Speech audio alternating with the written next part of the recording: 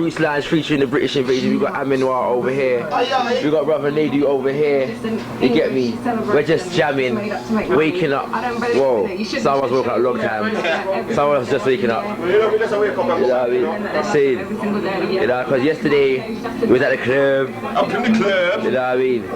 You get me? It's touching the time right now. So it's just reaching the you know, the afternoon times of the day. Yeah, 1:30 or 12:30. So what did the club say yesterday, Amen? Huh? What did the club say yesterday? The club was playing on, man. It felt like home, man. TuggS.T.A.R thing. It was nice. We feel homey, man. The day before was a bit.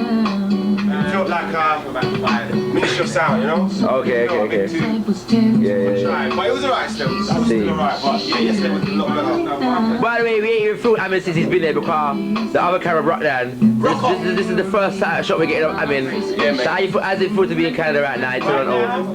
Jamming. Now it feels blessed, man. I can't wait to do this performance later as well. That's true. See. Unleash. That's good. Amen coming 2 days ago and hit the floor running, boy. Yeah, trust. Stop, boy.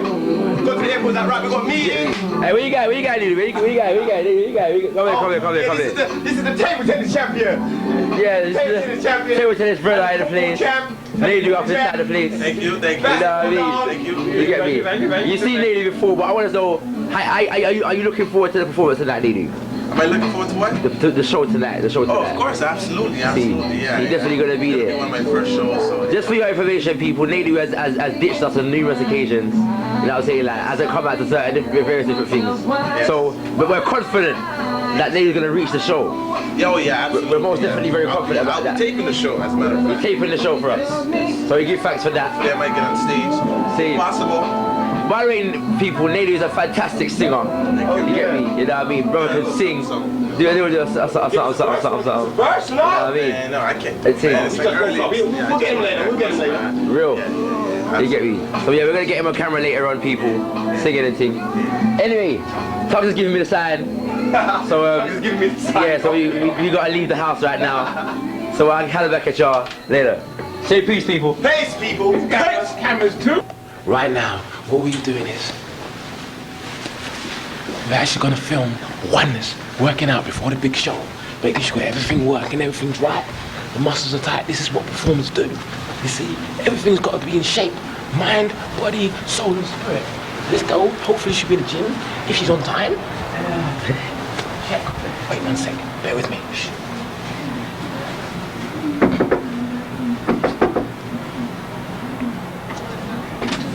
She's here now. Transform and battle. See you. Hey, stop! This is what Alucci was like in the morning, people. Why is he working out? The personal Come on, make it look good, man. Speed up, man. Make it look good, make it look good. You don't get me. You see, this is what performers do before shows. This is no joke right here, man. See, we don't play. You think you just see them out still on stage? They gotta have to look good, gotta feel good, gotta be in the right, you know. Gotta preserve the sexy. That's what you're talking about, isn't it? If you're 45, fantastic. This is the training instructor. Did you fix it? This is not my one. This is a training instructor for Canada right now. In fact, all of us have been working out with Alucci, so if I look a little bit trim and a little bit more, slimline, that's the reason why, you know what I mean? So, thanks a lot, Alucci. Right, people, Alucci does love the camera. What you guys see at the moment? Pardon? Yeah, look at my picture. You can't look at her face, this is not her pretty. Alucci, no one told you that. Oh, thank you, TuggS. But she's still hiding her face. That makes no sense. Bye. Say bye to the camera. Have fun. Say peace. Peace. It's gonna work out, right? So now what we're doing now, we're actually gonna get the drum, yeah? ShakaRa, drummer, premier, super drummer, super drummer. He needs his own drum, you know what I mean? So there's actually a drum shop. It's a Gambian buddy who I know when I was living out here. And there's another sister I know, Sarah. So I ain't seen her since I got back with that for a few years, but hopefully they went out drums, and they said working on Sunday, so we're gonna go get the drums so ShakaRa can beat away.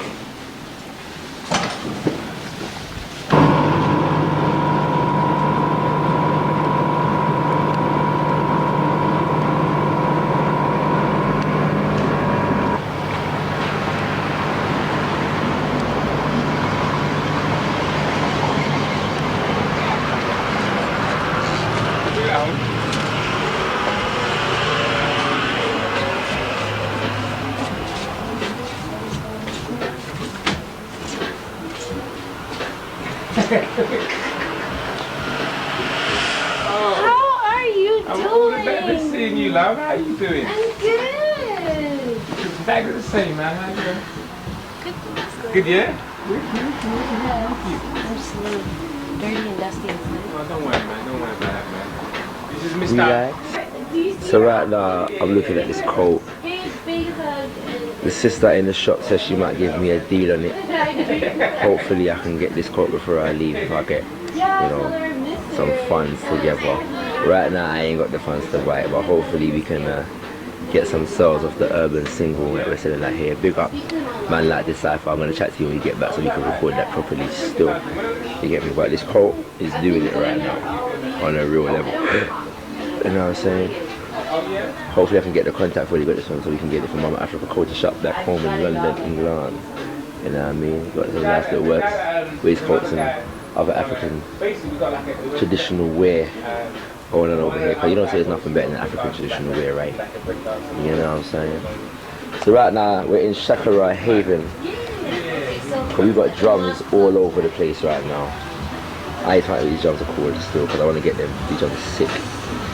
Yeah, so I'm still going to get that. We have to get a djembe drum. Like a baby in a candy store. It's got really deep in the middle one. Deep bass? Yeah. High pitch? Yeah. Like really deep in the middle and like high pitch at the edge. That one looks that one.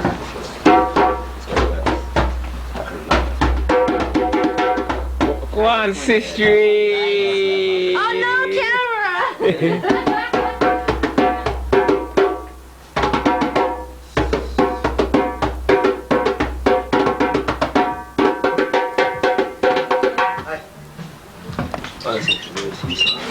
You play, where did music come from?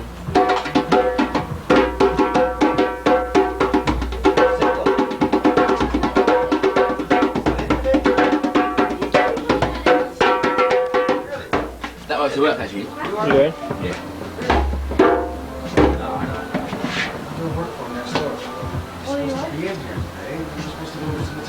I'll check out all the symbols in it though. Yeah, How long it looks. yeah, for real. Simply the aesthetics. Mark. Sarah. Sarah?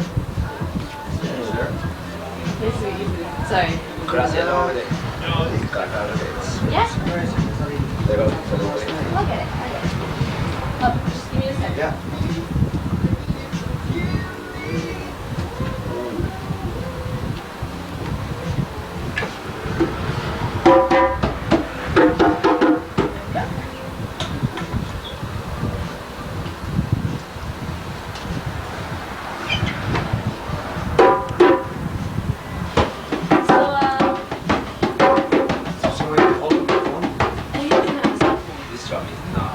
Is that one? Is that one?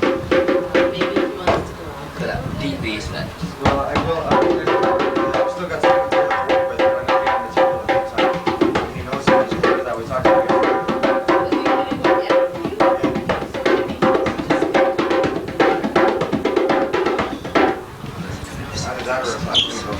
Is that the head of the pack so far? I think so. It's between this one and that one so far. That one's got an aesthetic. Yeah, that's what I was saying. It's got the, you know, the Dinka symbol is working nicely on it. My dad's got to look good, man.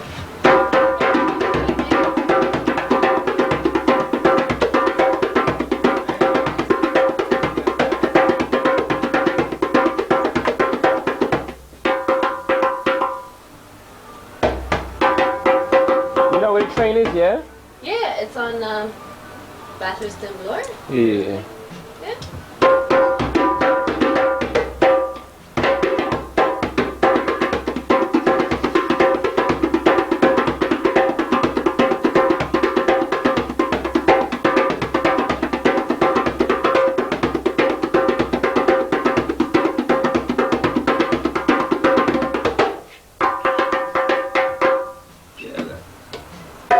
Ladies and gentlemen, we got him. I think we got him.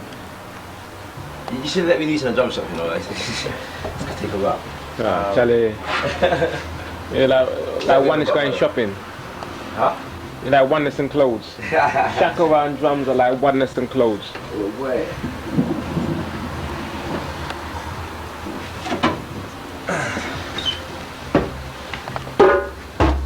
This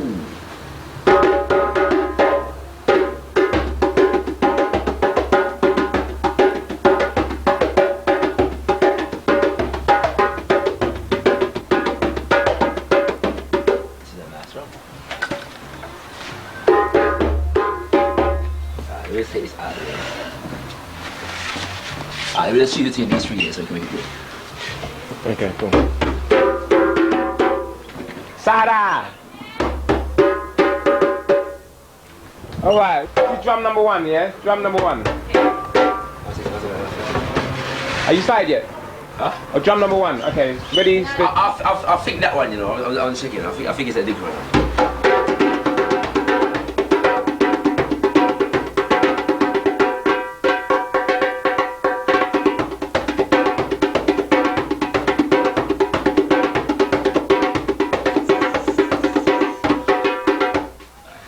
Number 1. Charlie, you are watching. We got you on camera.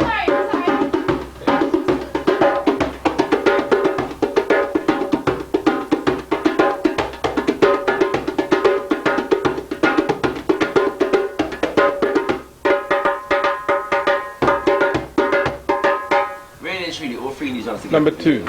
Huh? That was number 2. Still looking. Let me hear number 3.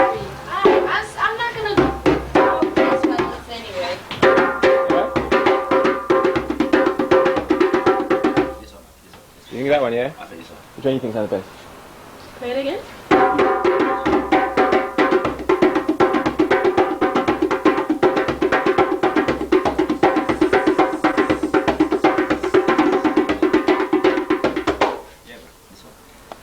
The reason being, You got that one, yeah? let's say the What reason about- why. Too high. Yeah. Oh, is it? I like this one. No, I like this one, yeah, but because I'm doing one myself, I would say this one because it's got kind of a high pitch as well, but it has depth in between the Okay. middle and here, so it's like it doesn't sound too tinny. If I go from here to here, it doesn't sound, so it keeps the mid range Okay. nicely. You know what I'm saying? That's why I say this one. I agree. Yeah. I agree. You agree? Yes. So shall I do this one, shall I? Okay, Charlie. Ladies and gentlemen, You have it. we got him. So do. This drum's called a dun dun all over West Africa, right? Well, different sizes have different names too. There's Oh, okay. Kirin and then there's, you know, but the big one usually is Junior or Junior. Right. So then the big one and the small one, then what was the small one? I thought they was called dun dun together. Pardon? I thought they were just called dun dun together. No, usually it's just a big drum, like a mini drum. So which one's the middle one? I think either one of them is a Kirin. Who? No, it's this one or this one. But they all have like the small So one. Charlie, this is our drum. We got a nice little Kente case going with it. We gotta make sure that we keep it clean. It worked out. We put the drum with a Dinka symbol because it was looking sly and it sounded flyer. You know what I'm saying? So now we got TuggS on the drum with y'all.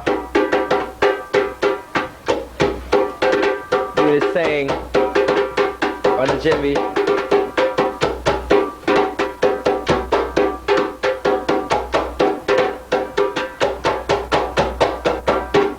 You know, I think TuggS should jump tonight, you know. Gotta make sure the rings are off. Oh yeah. That's a good one. I think we should get TuggS to jump tonight. I don't think I should jump tonight, you know. I think TuggS should jump. You think so? Yeah, I think TuggS should jump tonight.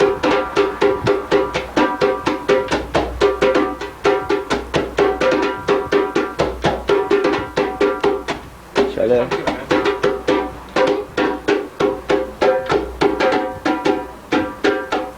So I'm watching ShakaRa, you see what I mean? Has to be a lot worse than this. Yeah. That was all about feel, man. Huh? That was it's all about feel. The feeling. Can you play the drum piano as well? No, I can't. But this is just a commercial one. That's nice. Yeah, man. That's just what I want to learn to use, bro. What's going on with you, huh? Nothing much. Just living life, embracing it to the fullest. Yeah.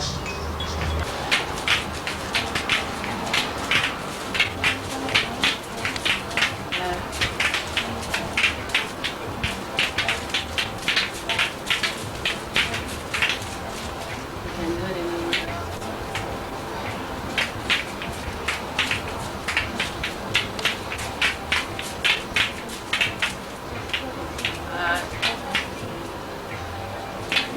doing it.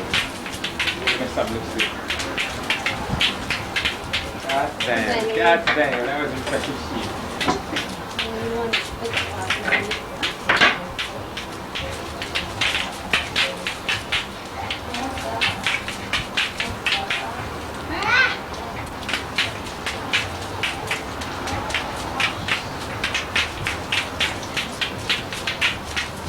Hey, there is it, man.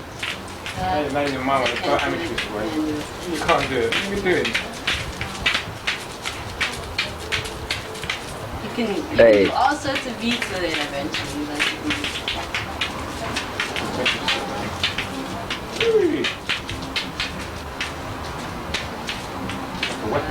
So how long have you been doing that for?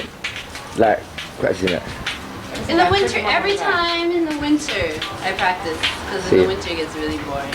Okay. Because I've got one at home. So really, you know what? It'll take you maybe a month. Is it? What, of intense practice? Yes. Okay. Or less actually, a couple of weeks.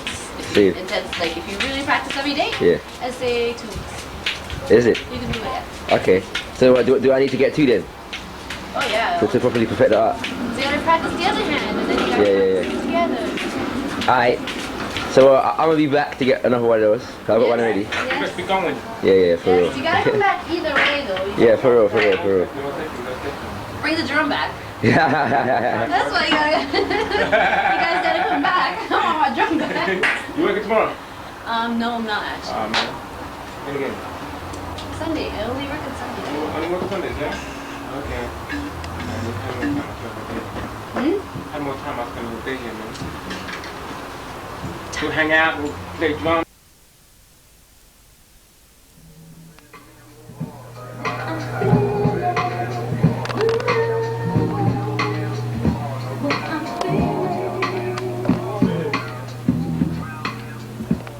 How you feeling, guy? Right, man. During the meditation stage, Yeah, you know what I mean? I'm just before the show. getting in the zone to deliver and unleash the wrath of ShakaRa. Mr. Kuyoy. Excited? Any nerves? No, not really. I don't really get nerves. It's Spirit, huh? It's like the spirit in you. I always get like a bit of a thing just before I get on the stage. But that's more adrenaline than nerves. So I'm feeling good. I just hope that, you know, I pray that I deliver, you know, with clarity and simplicity. So the people that feel, you know what I mean? University.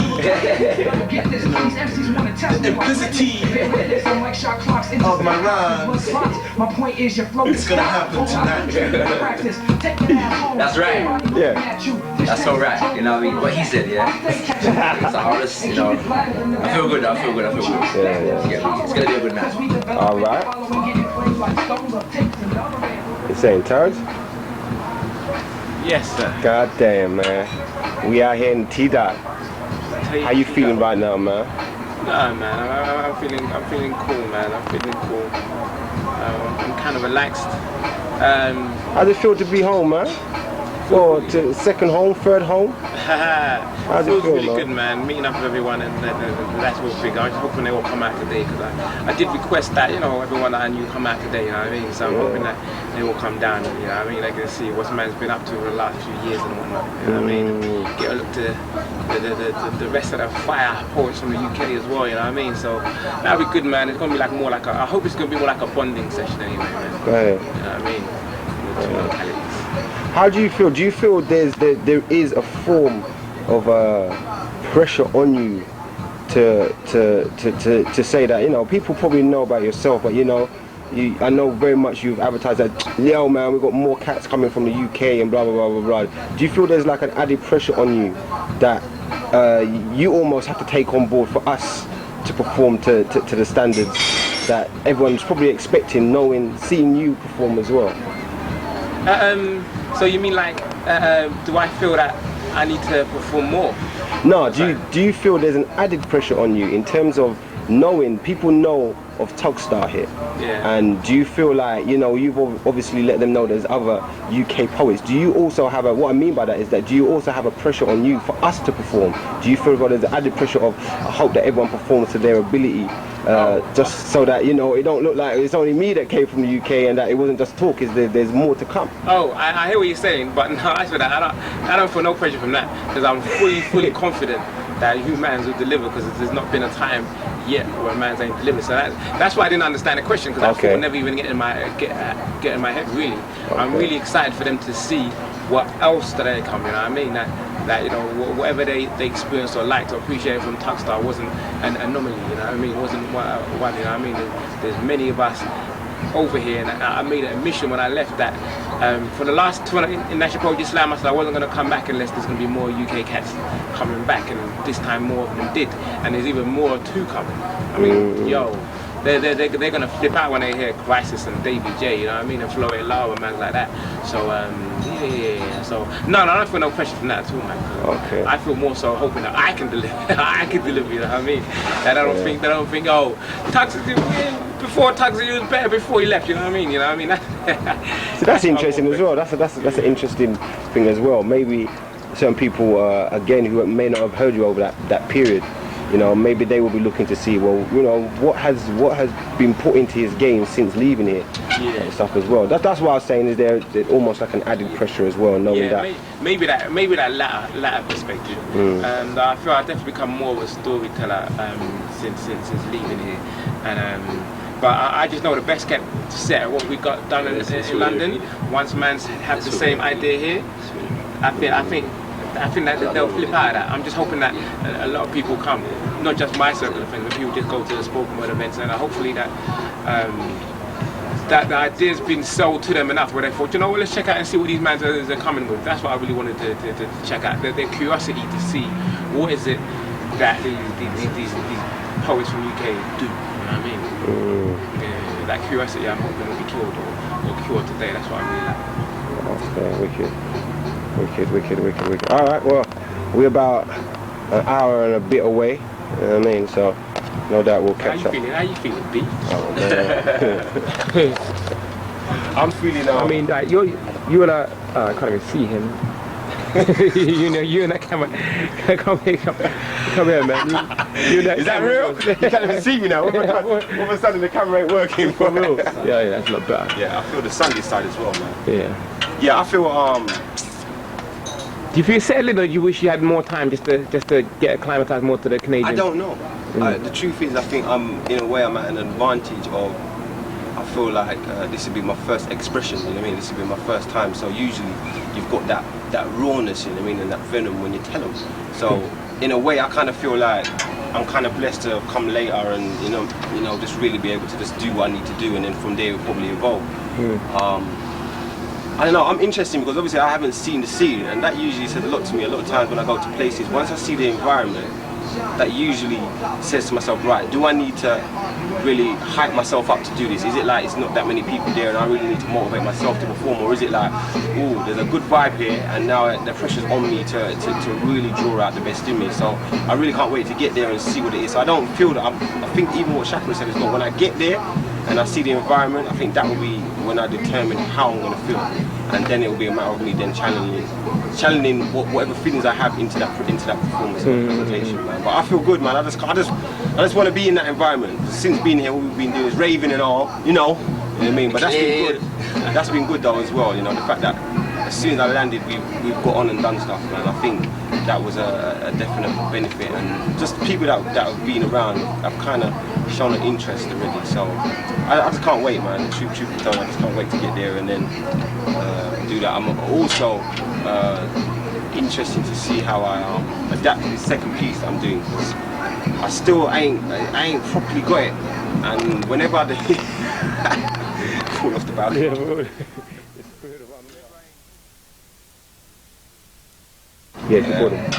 Whenever there's a piece that's just like on the verge of being tight, then I always like say to myself, like, this is a challenge, this is a good challenge for you, and I welcome that, you know, and I always feel like the adrenaline always allows me to present it a little bit more intense. So again, that just means that just means that when I get there, I'll be able to decipher how well I need to challenge myself, you know. So, yeah, man, I'm looking forward to it, man. And the sun is just blessing me, man. It's just making me feel like, yeah, man, the energy's definitely there, man. The spirit's definitely there. So I feel charged right now. You ready? Yeah. I'm good, I'm good, I'm good.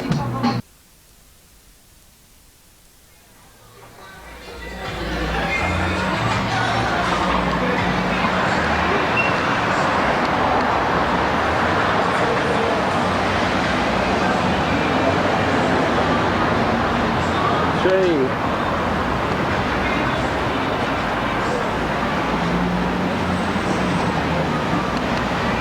Yeah, we're here at the train. Where our first best kept show will be. Just arrived, it's a little hot inside. I'm sure it's gonna get hotter. What the hell am I doing?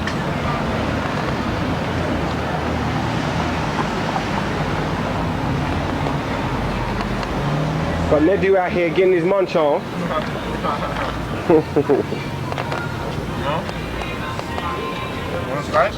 Nah, I'm cool, man. I might grab some if you can, man. What you got on there? It's got pepperoni on it though. Oh, I can't do But that. you can always pick it off. Oh no, I can't do that. I mean, the flavor's still on it, man. Ain't the same?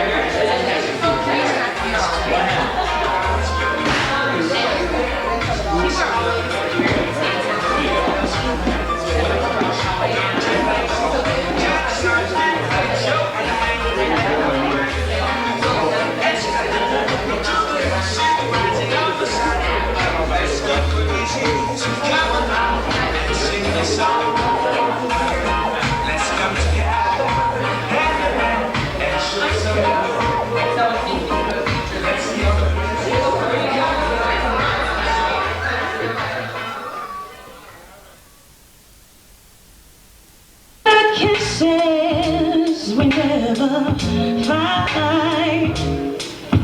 Some caresses in the middle of the night.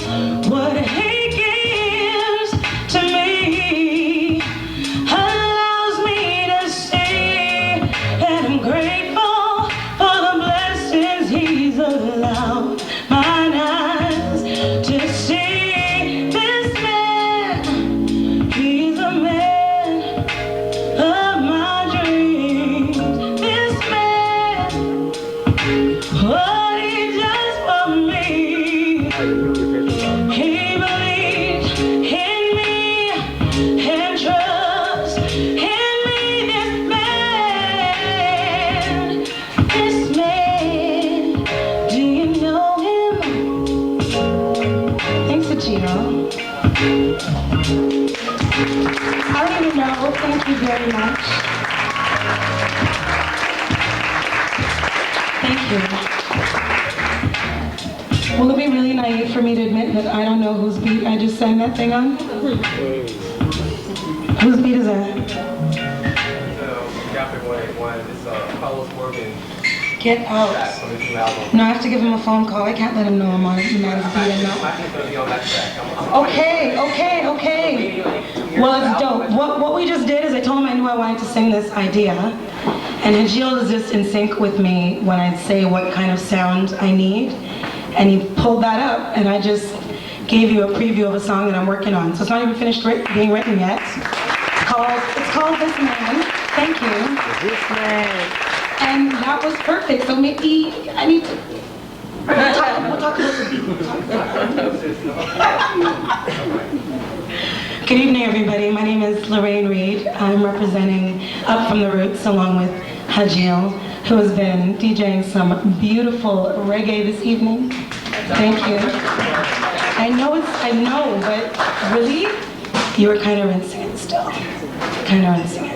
So this evening we've got a pretty full show. We do have feature artists who are visiting us from the United Kingdom.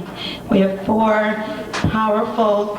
Listen, I've heard these people speak. I don't know if you were at the International Poetry Slam, but TuggS.T.A.R, OneNess, ShakaRa, Amen Noir are here this evening to grace your ears, your spirit. I hope you're open because your message is beautiful. So that'll be a little bit later. I just wanted to warm up the mic. It does sound nice. Check 1. It's very nice. So I'm going to open the floor, and the way we do the open mic here at the Roots Lounge is... Now, usually Dwayne has a fancy little box. Clearly, Dwayne and I were not able to link up this weekend. This is the box. Thank you, Simone. It's better than my hand. This is what we got. So the way it works is, if you would like to perform, and you know that you're not in here, you should see Rose at the door, and she'll make sure that you get your name in here. And I'm just going to ask the first person in this group of people to come on up, give us what you got. Don't be afraid, warm up the microphone, and just kind of do your thing. Is that fair? Everybody feeling all right? Okay, nice. The vibe is nice, from up here anyway. All right. Mr. George Graves, please give it up, everybody.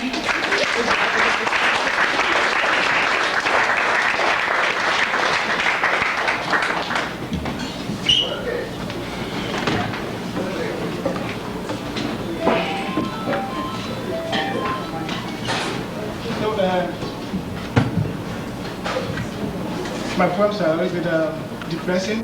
I think someone has to write them, So before I start, I play a little song, for you.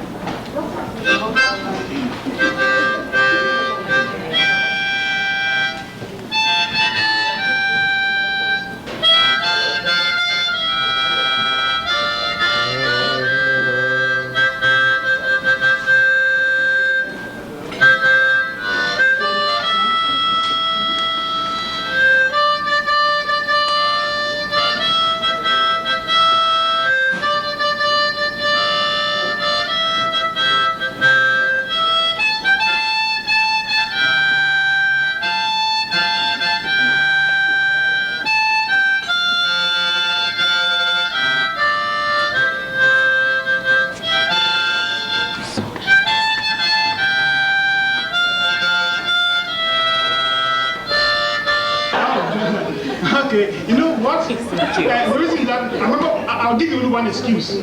I mean, if I give 2 or 3, it will be too much. I don't want to make you change your mind right now. After school, the students were making out a mess. They wouldn't eat the food because it wasn't good. So what happens is that the headmaster told me to, as a senior prefect, go and then talk to them. So when I went, I realized, well, I like poetry. So you know what? I'm a poet. So let me read some poem for them. So this is not a poem, but this is a very close poem that I read to them. It's forgive me. Forgive me for trying. I have always done my best. I have a heart. I must be smart. Forgive me for calling you names when others turn my home into flames. I thought you speak all languages, yet we still live on different pages. Forgive me for not trying. I stopped to take a rest. I have a soul. The flesh always taking its toll. Everybody knows you caused the Big Bang. Those atoms, neutrons over our head hang. Nobody knows when to stop fighting. One's enemies, one's friends, souls worth destroying. Forgive me for not complaining. I've spent so much time contemplating what part of this mystery I need to know. We bear the cross so the blood can flow. Forgive me for dying. At least I'm not the one lying. The wrinkles are gone. A surgeon, not God, is the one. Forgive me for believing in me. I can't control what goes inside of me. These are God-given words. They touch us from different words. I wouldn't tell you exactly what happened, but you know what? I'm a poor, what can I do? All I can do is to recite a poem for them. But the reason why I say this is that I have another poem which tackles a little bit about, about God, as those who like writing poems, There are things that we think about destruction, about human suffering, But for me, I always look up there, asking what happened. And this is one of the pieces that I wrote, which is the title is in Italian, so which is Dio e Dio, because I wrote it when I was in Italy. But the meaning is God, it's me. It is I am the first spark of all premier light. I am the two opposing bodies. I am even the single cell to all the begotten knowledge. With these woven words, let me step out of my belligerent brain. With these wise words, let me master the mysteries of creation. Let the entire world say, God is everywhere. Let nature too say, God is nowhere. The heavens are yonder than eyes, that ye may always strive to see. In lifelong loneliness, we always say, it is the Lord. Come therefore, all ye believers, come, let us create God in our own image. Come, all ye imperfect beings, come, let us place the Big Bang before all known things. Come, all ye men of little faith, and sing in unison, for the heavens are the component of our brain. Every record of my lost life makes me mute. Every single sight and breeze undescribable truth. Come therefore, all ye sinners, come, let us place God in the heavens, where no life beings can see. Like all conscious beings, I should have rather been calling the name of the Lord in vain, seated among the great congregations. Now is the day of redemption. I am the 144,001st elders.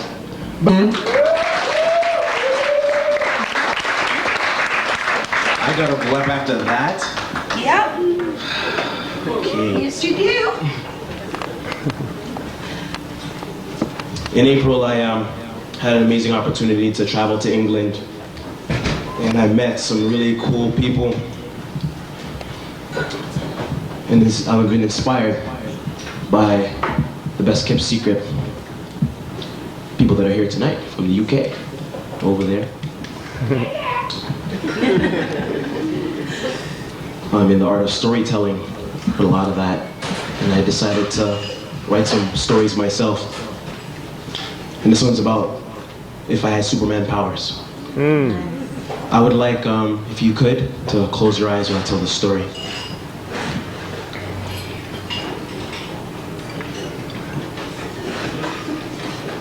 All my life I wanted to know what it would be like to be endowed with Superman's powers. And it wouldn't matter day or night. With all my might, I'd right all the wrongs, make all the wrongs right. First order of business, I'd rid the world of all its kryptonite. And everyone would leave me alone because I'd be impossible to fight.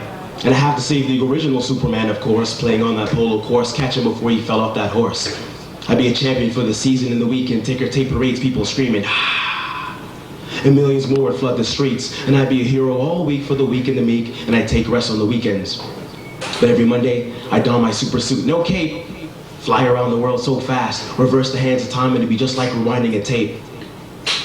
And my super lungs will make me more than capable and able. A simple sneeze can blow that blow right off the table and out of the window and out of the nose of those who snort more rows of white lines more than your local highways. As I finished there, I could see and hear that man standing on the bridge, leaning over the railing, cell phone in one hand, telling his wife he's throwing their daughter over the bridge, who's clutched screaming in his other hand. And I bridged the gap between me and that man by flying so fast, faster than a speeding bullet can. And as he drops right, snatch her. Just before she lands, it gets hit by oncoming traffic on your local highway.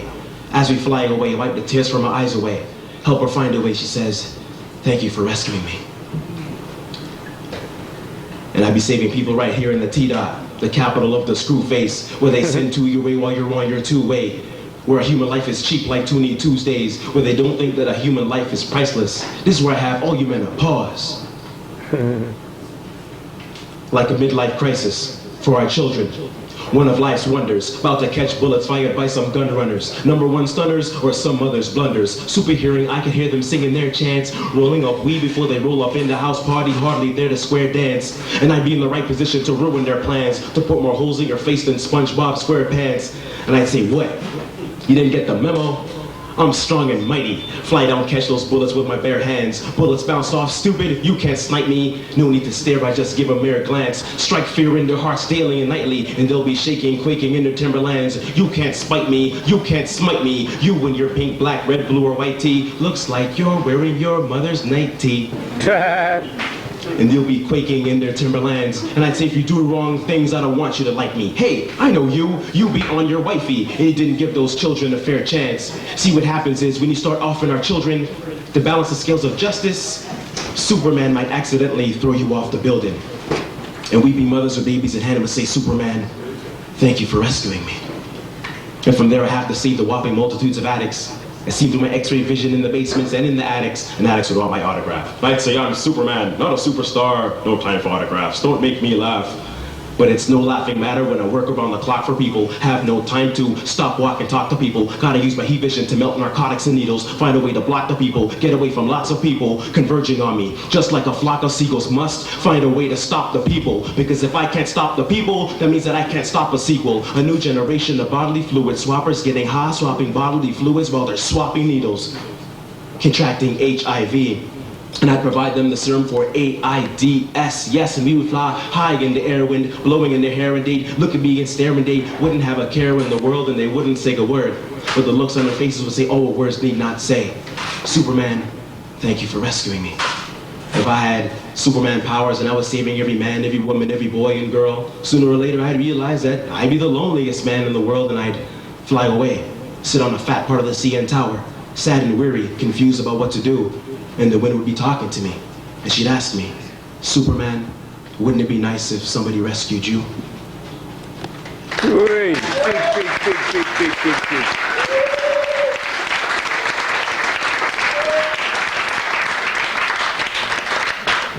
Past the kitchen cutlery, my boy's like, hold up, Steph, you're losing me.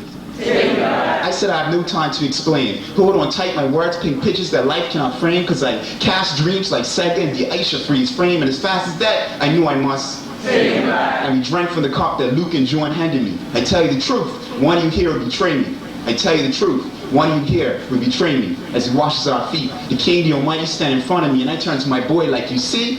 We're not witnessing a moment only clearly depicted by the Bible, Da Vinci, and now me. Recreating time to lyrics. If you still think this shit is soft, then a deaf blind man you must be. And just like that, we jump right back to a time today we call BC in EGYPT. Walking along the Nile, picking papyrus by the mile where shades, Tautama sundials and pyramids mirror heavenly constellations. And years later they realized their newfound knowledge is really ancient. Because us Egyptians knew the stars and carried blocks the size of cars on our backs before trucks and astronomy was even attacked. It's strength that modern day people would lack, but the gods bless poets to harness strength of ancient man in their tracks. Lyrically dishing our wisdom and understanding for those who look for more just the obvious facts. My boy's like, stop, done.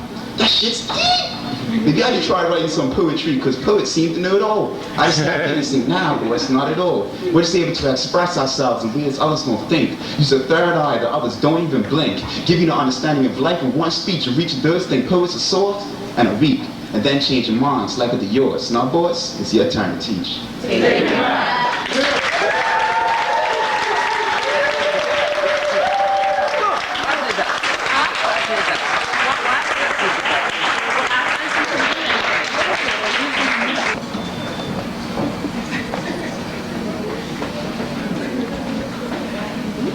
Eddie!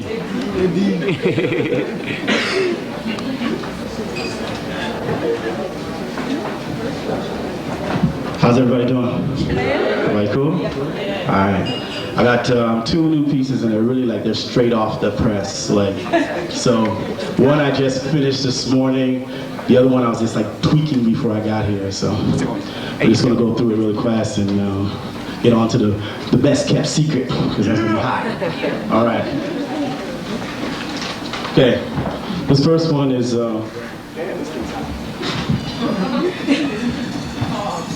this all your people are tall. Okay. First one's called 3 Times in My Name. Okay. Touch yourself 3 times in my name, close your eyes and make a wish and it will come true.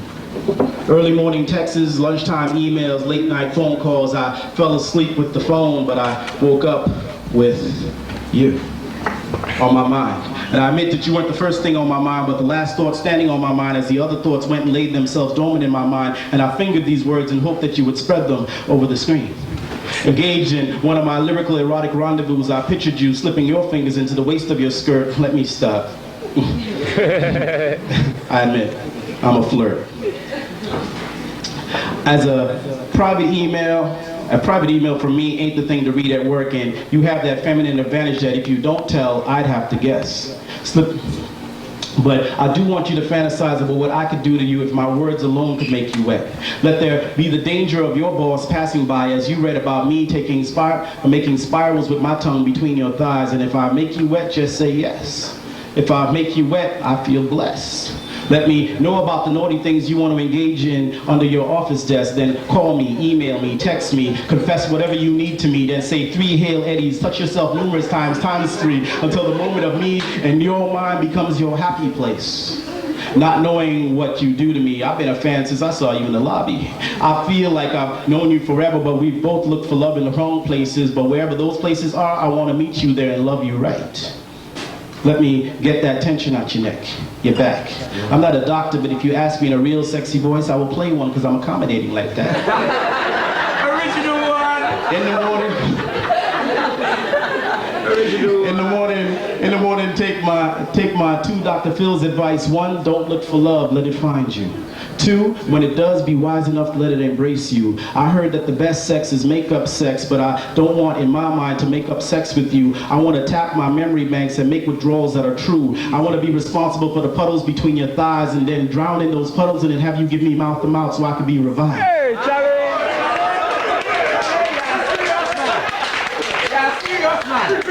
Yeah, don't say that.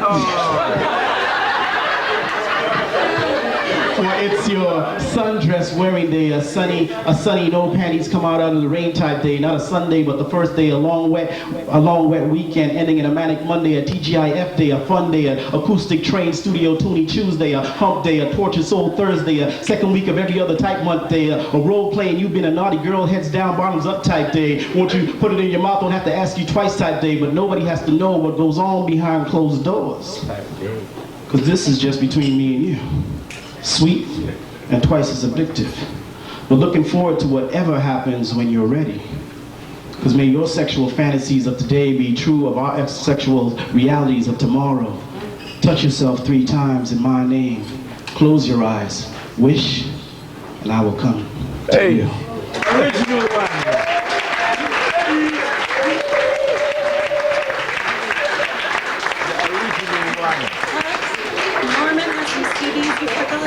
A group piece with me and another poet, and the poet actually you heard before did the Superman piece. He has another version to this, and this is my version of it, and it's called Hustlin' Poet. See, here it goes. Anybody see that movie Hustle and Flow? Well, this is Hustlin' Poet. So.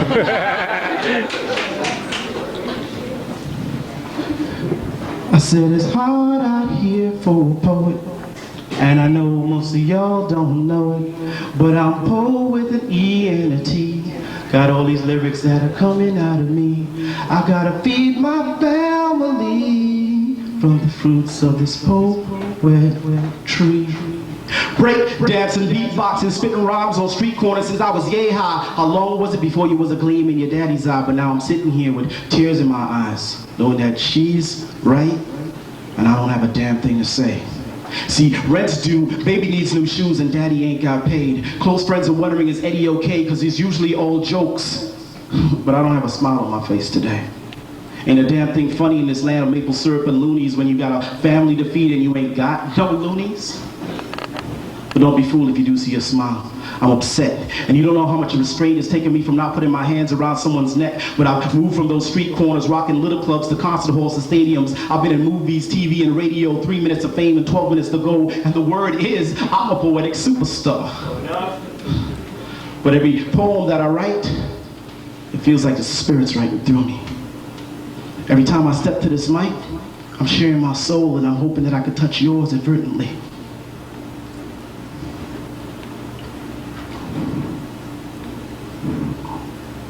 It's a cheap form of therapy just to keep my sanity, but my head keeps filling up with these stories, and I don't know if you've heard the story, but ain't nothing in life is free. And I'm glad that you're a fan, but if you ain't writing a check, buying a book or CD, you really ain't doing nothing for me.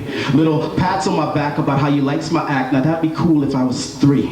But I got a fam to feed, and wouldn't you be, but I still got to feed the fam, and wouldn't you like to be part of the solution and not part of the problem, my man? Heard me say the poem, can you give me $1, and tried to pay me $1. I'm thinking to myself, you stupid punk sucker, that was a metaphor. My time is a 4-hour minute, 62.50 times 4. I've been to the dollar store and the dollar got spent, and the dollar got spent, and the last time I checked it cost more than $1 for rent. But promoters asking me for a favor, somehow thinking that they're doing me a favor, saying, yo, you got that feed, dog, but I'd really like to put you in the show.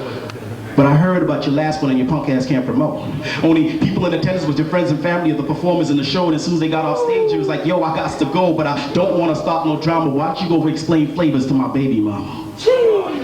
But who thinks I need, she thinks that I need to grow up and give up this poetic superstar act, be a man to people that people can depend on for a roof over their head, food in their belly, and clothes in their back. And me having talent, well, that don't mean shit. Because I still got to hustle to get whatever I gotta get. And you see what I'm about, and you trying to jump on the bandwagon. You see me beatbox, but stop your tail wagging. I can rock my own theme music. I don't need the band. What I do need is some cash inside my hand. And your shortage at the door, well, that don't mean shit to me. I rock the show, showing up and for real, and then told you the fee. This is my day job, snitch. So who cares that I was only on stage for 15 minutes? You're making me wonder if you have any respect for this. To make my ends, it feels like I gotta sell rhymes and keys on street corners to be called a dope lyricist.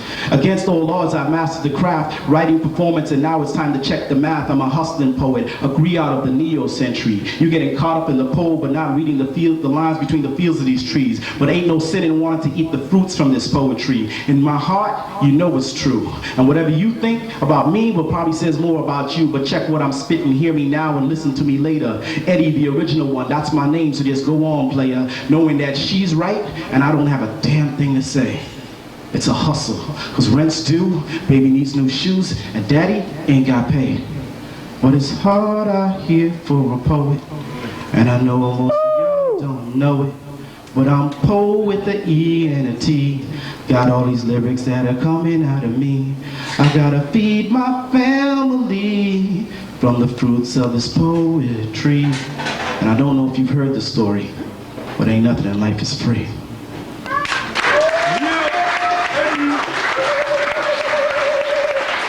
In the T, trying to get this money, trying to feed our families. So if you like what you hear, what you see, please cop a copy of our copied CD.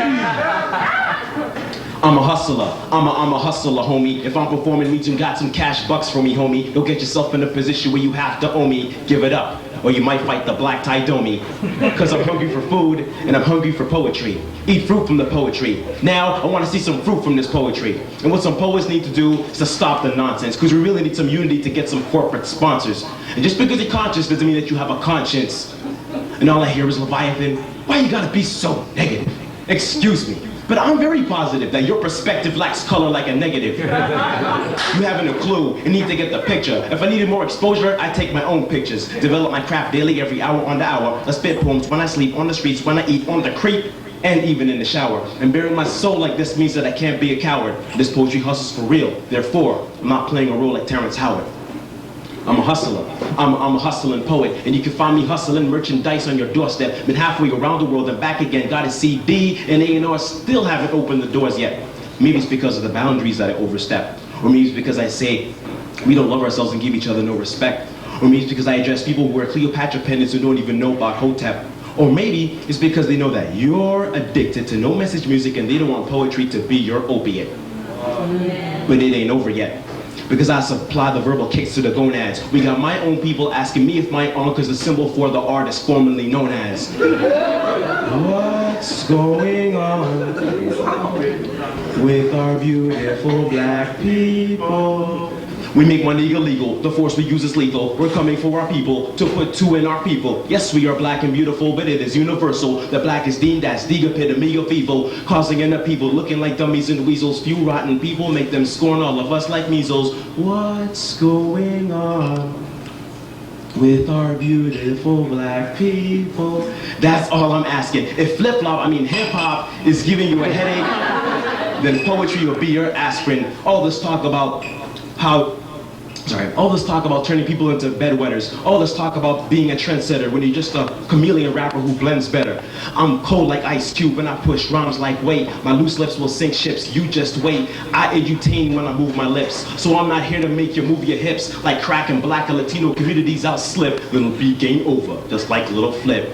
Cause I'm your poetry pusher, grinding like I was the Clips. And rappers be talking to me as if we in the same boat. Now I push revolutionary quotes, so you and I don't share a common bond. You refuse to address real issues that's going on, and I won't embrace you with open arms. You push black on black crime, what the hell's going on? Ring the alarm, another child is dying.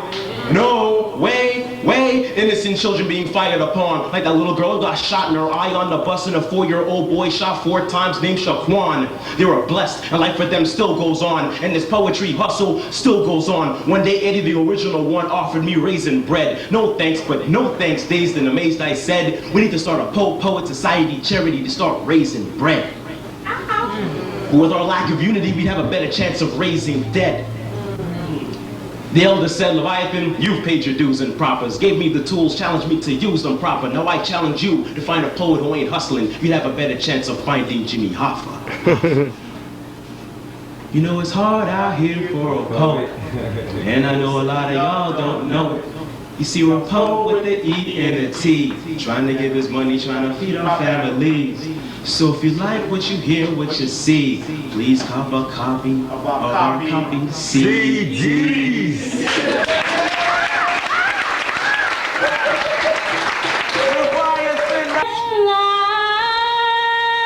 African butterfly, fly away to a home that's historically, yes, originally yours.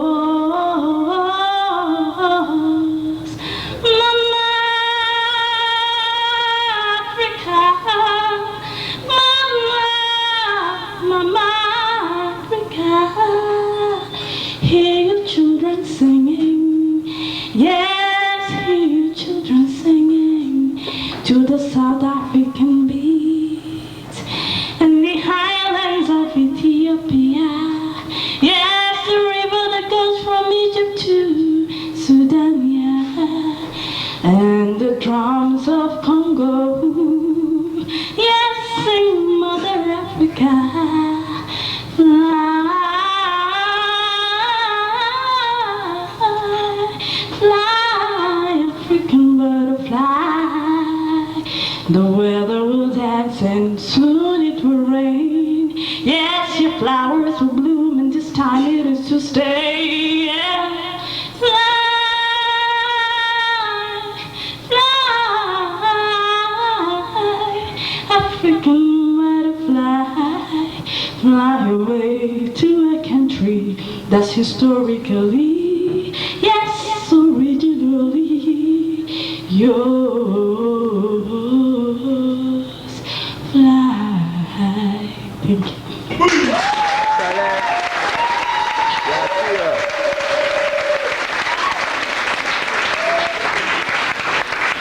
Thank you, Ruth. Keep it going, please.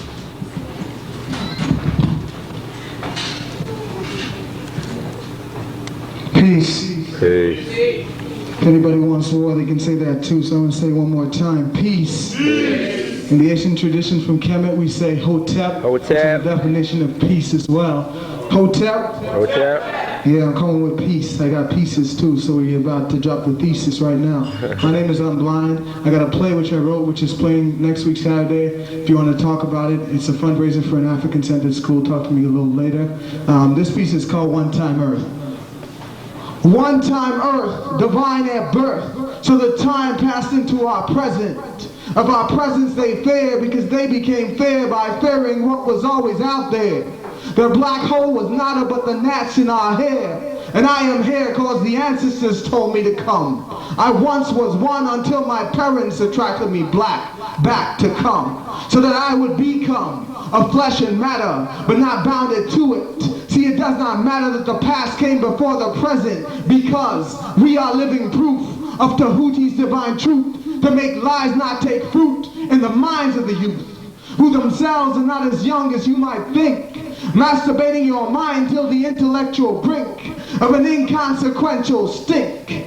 And I'm not bounded by their linear concepts of time, because my rhyme line is divine, and besides, time is man-made, whilst woman made me. I can say without a doubt, being in the womb it felt and always will feel lovely, nurturing my liberty.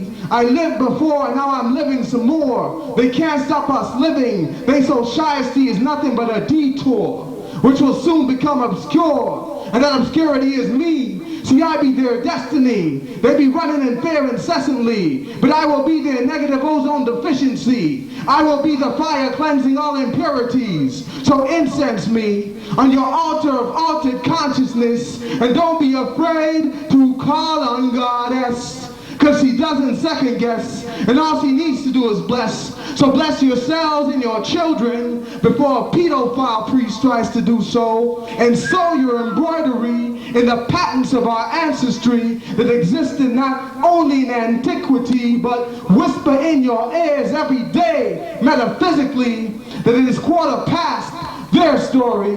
Time for our story to cultivate divinity, manifest the Trinity, picking it off the poetry, free of idiosyncrasy. So if you synchronize your sundial with your moon dial, we might be able to star dial without Fido or bell in your head. I'll consult the oracle instead, because I'd rather talk to God than be radioactively dead. They call me Dread, since I locked them out a long time ago. But some brothers' locks ain't tight enough to let go, so we see them incognito. Gene pooling with Miss Daisy, their one and only Shiro, soon to be pruned, lacerating their ominous doom, metaphysically spiraling inside of your dome piece. The only state worth living is peace. That's why us brothers and sisters say peace. They wrap us in their present, but I propose that we already outlived them in our past. Hence they cannot even imagine God's wrath, much less Ma'at, the genesis of math, the interrelationship of paths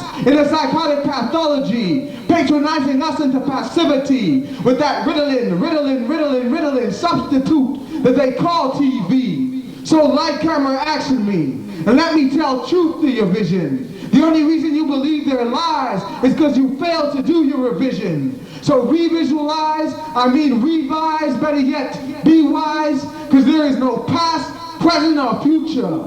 There just is now, and we keep on spiraling into a next now, which is a culmination of ifs and thens, which flow through our pens. And you might think that this is where the poem ends, but time it transcends, because it'll be eternally, cyclically sprouting inside of your spirit, sporadically spilling from your subconscious to your everyday feeling, until you understand that this poem and this poetry is what we are all living.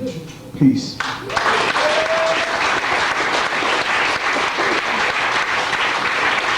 One time Earth. We just got one last piece. This piece is called Drums, and it's dedicated to all the people who understand the significance of the communication tools which we used back in the days, which were very efficient, but through the transitioning into the machine existence and material existence, we're losing consciousness of our true technology, which is spirit. So this is what it's all about, drums. Drums are more sophisticated technology than cell phones. Because they'll get you the message without giving you cancer in your lung, heart, and bones. Plus they speak in code, so it won't be that easy for them to tap into your mode. Caught in the 21st century of short attention spans, where everybody is always seeking to get attention, embedding their qualities of grandeur into inconsequential, inanimate material objects, relieving their anxiety of being objectified by subjects of big lies. My attention spans lifetimes, because consciousness is eternal, and this fleshy accoutrement is nothing but a revival. You can read about me in your Bible, but I'd rather live this Bible and walk on water whilst many walk on glass. Feed the mass with alchemy so you embed your happiness into tapping ass. People more worried about the newest feature on their cell phone than the future of the ozone, not knowing that the chips used to make these phones cause black people in the Congo to be oppressed and abused in a valley of dry bones. All we have become is white supremacy clones. All we have become is white supremacy clones. Mastering your own genocide. Masterminding your own genocide through your willful menticide. So listen, the value you place in having the most micro cell phone in the place is nothing but a waste of time. We can communicate metaphysically through the use of melanin frequency. Frequently, you think your small material toy is worth something, but I'm going to tell you right now, it is worth nothing, because you are not a thing. Only when you start speaking spirit will you be understanding of the silence between the words I'm saying. This silence is the sound that our ancestors are playing. And if you constantly run from it, you won't gain the peace of mind that comes from it, which causes you to intuit beyond time. This is not even a rhyme, because what we indulge in is not reason. What is the reason? I seen a young South Asian the other day wearing Nike. She should know by now that this outfit is exploiting members of her family for crumbs a day, in the most crummy and oppressive way. But we're caught in the moment. All we care about is how we look, if it fits the BET MTV corporate checkbook, not caring about the divine look that overlooks all superficial and impressive looks.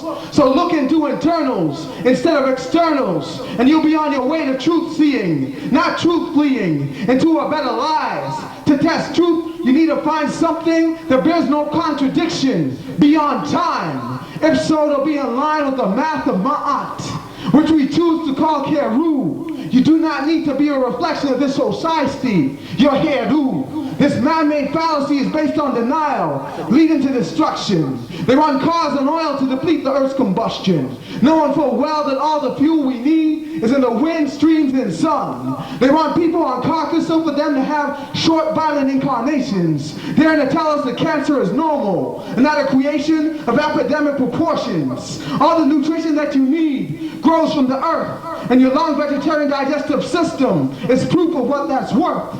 The aim of capitalism is spiritual stagnation and mental appropriation. So they get you to wear trinkets and worship crucifixes, not knowing that you are the ones crucified, to the great big white lie of the bluest mutated eye. But personally, I'd rather not wear two penises, because I know I came from a womb. And for what it's worth, I'll lock it up with a set my eye or yarn or shoon, and base my calendar on the menstrual cycles of the moon. I said personally, I'd rather not wear two penises, because I know I came from a womb. And for what it's worth, I'll lock it up with a set or yarn my eye no shoon, and base my calendar on the menstrual cycles of my moon. Don't be taken, reawaken. Sophisticated technology is not machinery. It's spiritual power, it's spirituality, to do without doing, to move without moving, to make anything happen. In line with the divine, only then will your spiritual power incline. Rome has already declined, and we're living in the residue, or should I say, rigor mortis, of this Western spiritual tortoise, rather turtle. Their technology, technology takes, but never gives back in return. Hence it runs on death. If you follow them, with them you've already breathed your last breath. And instead of resting well, all you're gonna get is eternal unrest. We are God's talking. We are God's talking, walking drums that are best. Peace.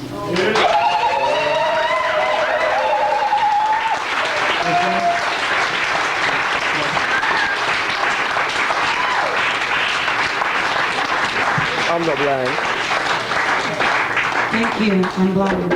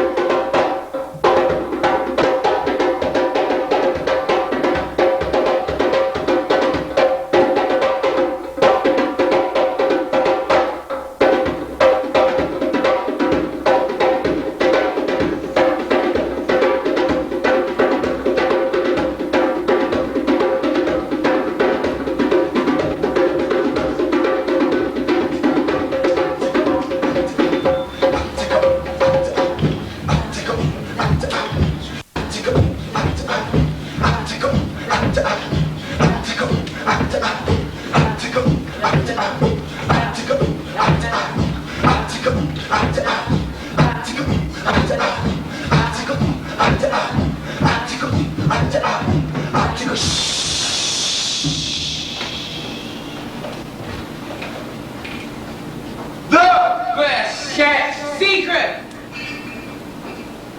31265. Amen Noir. TuggS.T.A.R. OneNess. Ago. Amen. Ago. Amen. ShakaRa. Show man. Oh, say yeah. Yeah.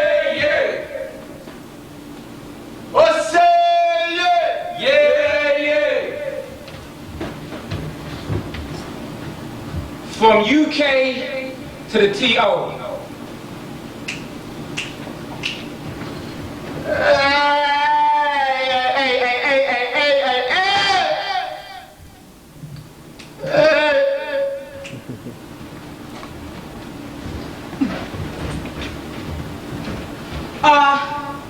Are you afraid of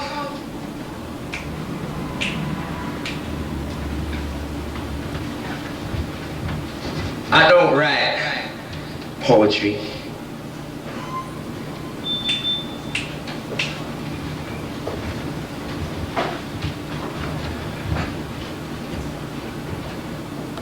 From UK to the TO. A tale of two cities and two localities, both with spots that I love a lot. Reminiscent of the people and the places I visited, that I feel a lot for, think about too much, and with some I've lost touch and we try to keep contact, but in truth, it can get hard for all of us. And I'm struggling to ensure these memories never fade into obscurity, but I know that will never be, for the two countries breed too much familiarity. Recognizing some strong experiences with folks that mean a lot to me as I try and bridge together the London community and my new Toronto family. missing every second I'm away from either one, for I'll never forget the winter season in Toronto, rolling in streetcars through the cold winter's snow, and oh my lord, do I remember the cold, when it could get down to 20 degrees C below.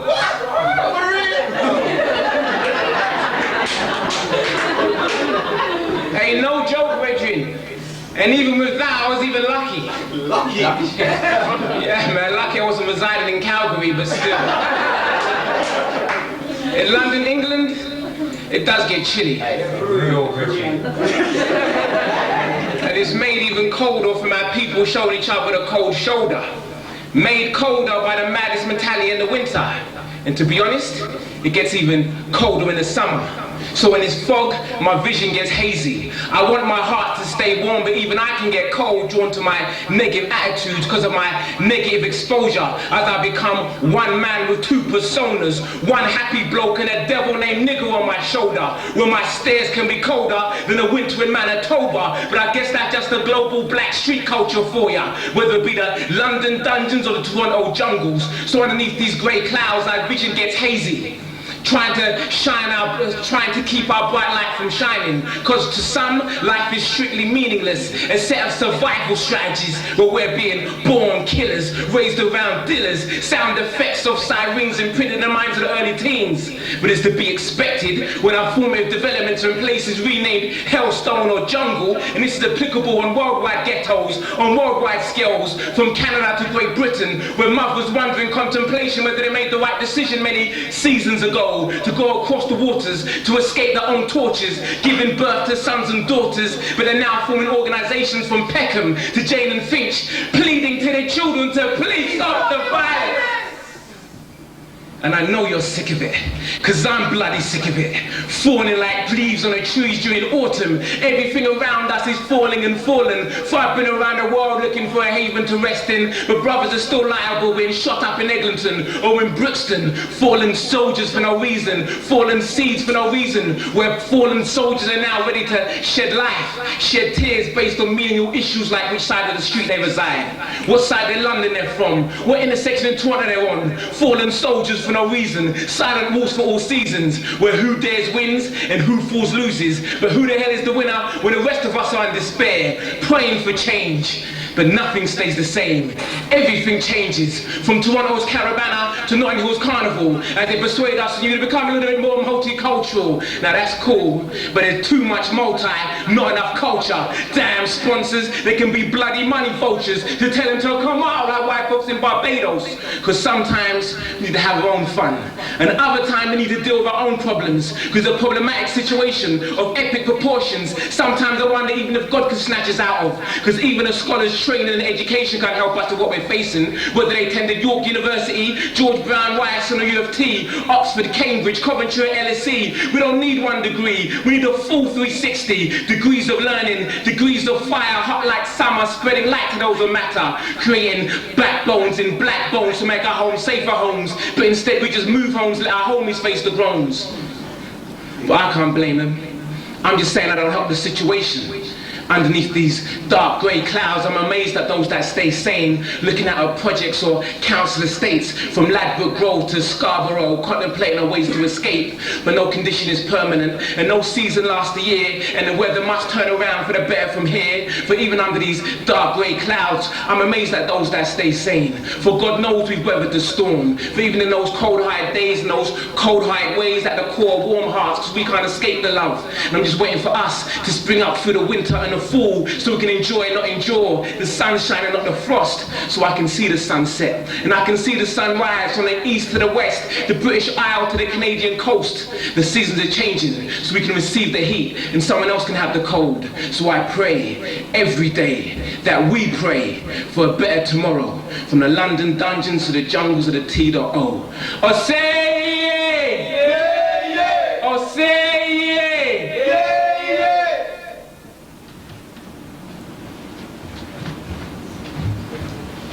I don't write poetry.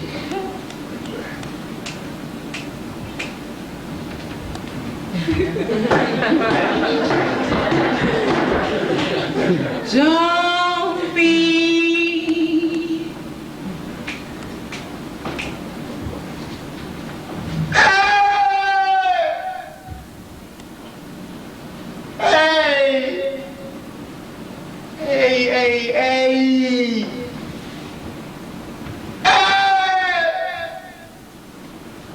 B C D E F G H I J K L M N P Q R S T U V W X Y. Come on, team. Why? Because you can, bro. Because you can, B. I can, see. See, like A.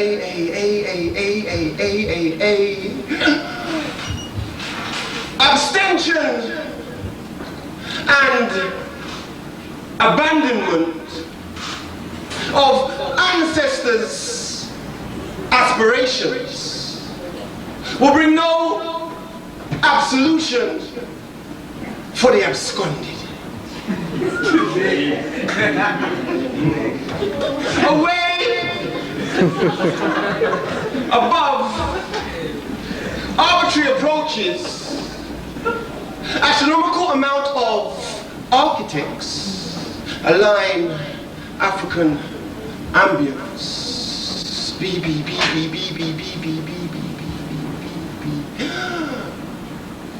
Besieged by bamboozling barbaric battles, beauty beams brightly, bringing forth cultural coalition civilizations. Are you following me? Yeah. What letter am I on? C. No, I'm on D. For daydreamers, dispatch desperate, despondent desperados, but they get this. Devout, die-hard disciples, dismantle dishonest devils discreetly. Enemies evolve exhausted, exiled to escape exits, exposed to extinction for freedom fuels fated fear from genetic genocide. Gangsters galvanize ghettos. Gangs guard gates, gallantly haunting hackers from hallowed havens. Easy.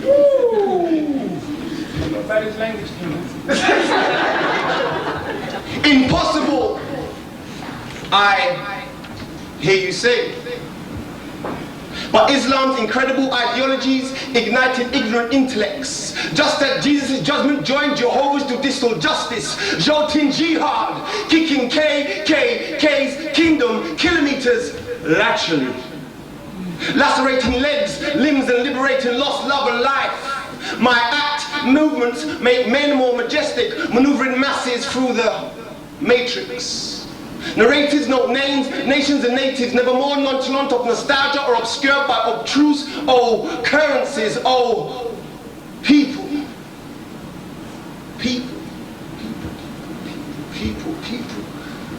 Persistent perseverance promises permanent peace. Prophets and poets preach paradoxes, questioning quintessential qualities, ravishing respectable and righteous religious reunions of Selassie's soldiers. Simply salute Sankofa's spirit.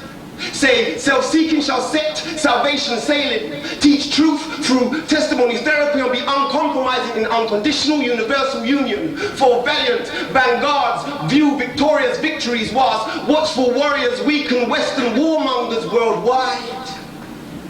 Xenophobia youth yield to yesterday's yardsticks, yearning zones of zealous and zenith environments, your people.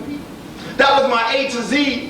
A to Z, your future history, somewhat of a contradiction in term, but hey. Or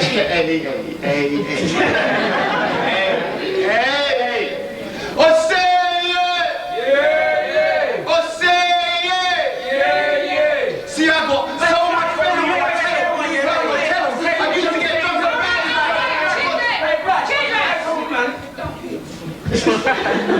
Hey, time to go sleep. I don't know who's sleeping, man. Please, don't mind, man. Read the back of my hat. I don't know who's sleeping, man.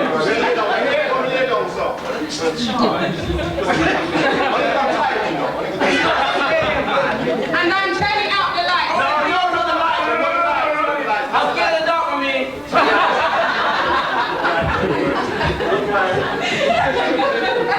off, man. Hey, bro, excuse me, man. Keep moving. Come on.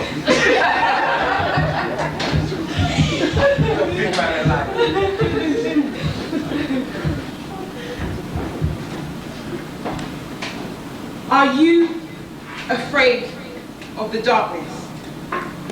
Or do you prefer the artificial light, where one can bathe in justifications that allow wrong to appear right? Where we think in binary opposition, so what's good for black must be bad for white. And for society to have harmony, black people must not unite.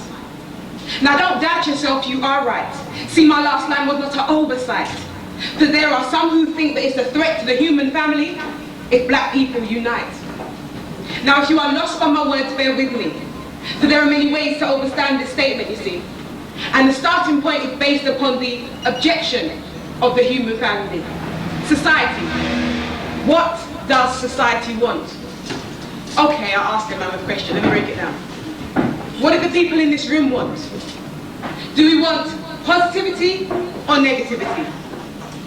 Do we want positivity or negativity? You can't answer me, you know. All right. So positivity for one or positivity for all? Well, if positivity for all, then Babylon must fall. And if positivity for one, then the fight has just begun because me come to burn fire upon individualism. Individualism. Not to be confused with individuality. Individualism. A malignant and cancerous mentality. Individualism. The thing that has some living in mansions while others live in slums. The thing that confuses and bastardizes religion. The thing that blocks the third eye from understanding the vision and the concept of one. The concept of one. The antithesis to capitalism. The thing that lets us know that there's an interconnected intrinsic relationship between every living organism on this planet. And you know what? The wicked can't stand it. But it reminds them of their temporary state. It reminds them of their inevitable fate that one day they must fall. Now don't sit back, relax, walk backwards or stand still, feeling that you've taken a dose of your cultural pill and you can continue partaking in what's been making you ill. It's not that easy. Now, I know I said that one day Babylon must fall. But that day is today or tomorrow, it's up to you all. Now you can stand up strong or stay on your knees and crawl while trying to erase that writing on the wall. You see, the one day of which I speak is not no one day over the rainbow, it will be action by your say-so. And when you choose to wear your halo and your crown and bring these last few hundred years of oppression down. You see, my people have suffered. My people have suffered and suffered and suffered and suffered and suffered. But OneNess, what about the others? Like who? Okay. The Irish, Indigenous Americans, Arawak Indians, Indigenous Canadians, oh yeah, and the Jews. Alright, indeed, I agree that they have suffered too. Hence, I have absolutely no objection whatsoever to them organising and doing what they have to do. And I really hope we be fighting the same battle, because if that's true, then we'll meet up at some point and that's cool. But for now, allow Africa her integrity and start treating her like fools. Treating us like people who have no right to self-determine. Feeling that you have to dampen our fire whenever it's burning. Trying to control the speed our motion wheels are turning. Dictating what, when and how we should be learning. When every day we be seeing evidence. Every day we be wondering why we can't seem to hold on to the pounds and the pence. What we know in our heart contrasted with what we've been taught makes no sense. While desperately trying to heal the wounds on our backsides from sitting on that fence. Knowing that if we don't get down soon, we shall surely become cannon fodder. Grappling with notions of, is he my brother? I recognize her, but is she my sister? You see, the voice in my head should be mine, but it sounds like that Mr. or Master. Did I say Master? As this world seems to be moving faster and faster, with my nation plunging further into disaster, or so they say. Who's they? Now suddenly it's become us and them. I start thinking where, how and when, remembering when we were great, and thinking now it's too late. Too much pain, too much truth, but what about our youth? Too much pain, too much truth, but the youth have no shoes. Yes, they do. They have Nike, or is it Nike? Oh, crikey, is this me taking accountability for my actions? Will I have to divide my wealth into fractions? Wondering what will happen if they take control and put sanctions. See, no computers, no mobile phones. Back to basic and primitive homes. No oil for the burner, but they've been such a good earner. You see, I don't want to give up my luxuries. I don't want to give up my luxuries. I don't want to give up my luxuries. I don't want to return to before we traveled the seas, when we lived in disease, before the good ship Jesus. Please. So let's just blame it on the foreigner and let our glory days last a bit longer. And for God's sake, don't let the people get wise, or even worse still, organize. Organize. Organize. Organize. Or say yay! Yeah, yeah. Or say yay! Yeah, yeah. See, I don't write poetry simply to inspire poets to write poetry. I'm not a poet in isolation. I want to inspire the fulfillment of the vision of nations. My poetry is an act of devotion and dedication, as opposed to emotional masturbation over my own ego, while we go nowhere but down this system's decadent road, with vanity as our goal and ignorance as our humble abode. This is a part of something much, much bigger. Simply but importantly, I am the river, carrying souls to the ocean in devotion upon the notion that this poetry is a tool to counteract current states of mind and being, instilling us with a sense of self-pride, self-worth, and self-respect, so we command respect from anyone who would disrespect and protect everything that is ours, be it ourselves, our culture, or the circumstances of our reality, from racist murderers, culture bandits, and acts of police brutality. And just in case of the eventuality, I want to inspire lawyers so that the murderers are brought to justice in actuality. I want to inspire lawyers so that it's not so easy for us to be criminalized and have it legitimized in the eyes of those who commit the worst crimes daily. And maybe we should create a new justice system, since currently one does not exist. And furthermore from this, I want to inspire doctors to develop cures that will end our suffering from disease and expose those international multi-million-dollar conspiracies known as AIDS, Ebola, and malaria, and how they were deliberately unleashed in Africa. Then I want to inspire and expose again and start doing the work to which Oxfam and Red Cross they claim all the years they've been in Africa while nothing has changed, while they wax themselves rich in the name of our pain. I want to inspire teachers in the game. Teachers to build schools that nurture natural geniuses and cultivate fools and fulfill the true meaning of education, to bring out what is from within, and that's far greater than anything that SATs to PhDs can bring, like architects that resurrect the genius of Imhotep. And that's far greater than anything that SATs to PhDs can bring, like architects that resurrect the genius of Imhotep. Historians to ensure that the lion tells its own tale. See, me, I can't afford to fail, because this poetry is not about me. I'm a griot, and this is a black print or a plan, so that future generations shall no longer stand and never again question whether or not we're African. This is not about having token professionals just so we can say they exist, so when Black History Month comes along, we can draw for the list and say, she done this and he done this. I want to inspire knowledge of self with this, so that we don't just get black lawyers, but black lawyers, not just black doctors, but black doctors, not just black teachers, but black teachers. And if we're going to have politicians, then we need black politicians, not politicians who happen to be black but lack the fundamental aspect of responsibility to their people, blind to themselves because they're too busy trying to be equal.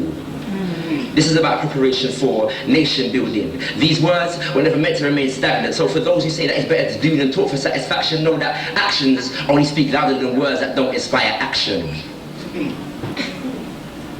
I don't write poetry simply to inspire poets to write poetry, for I am not and never will be a poet in isolation. But if we're going to fulfill this vision of nations, then we need poets. Poets to tell the story and ensure that our future and our present are filled with glory. Peace.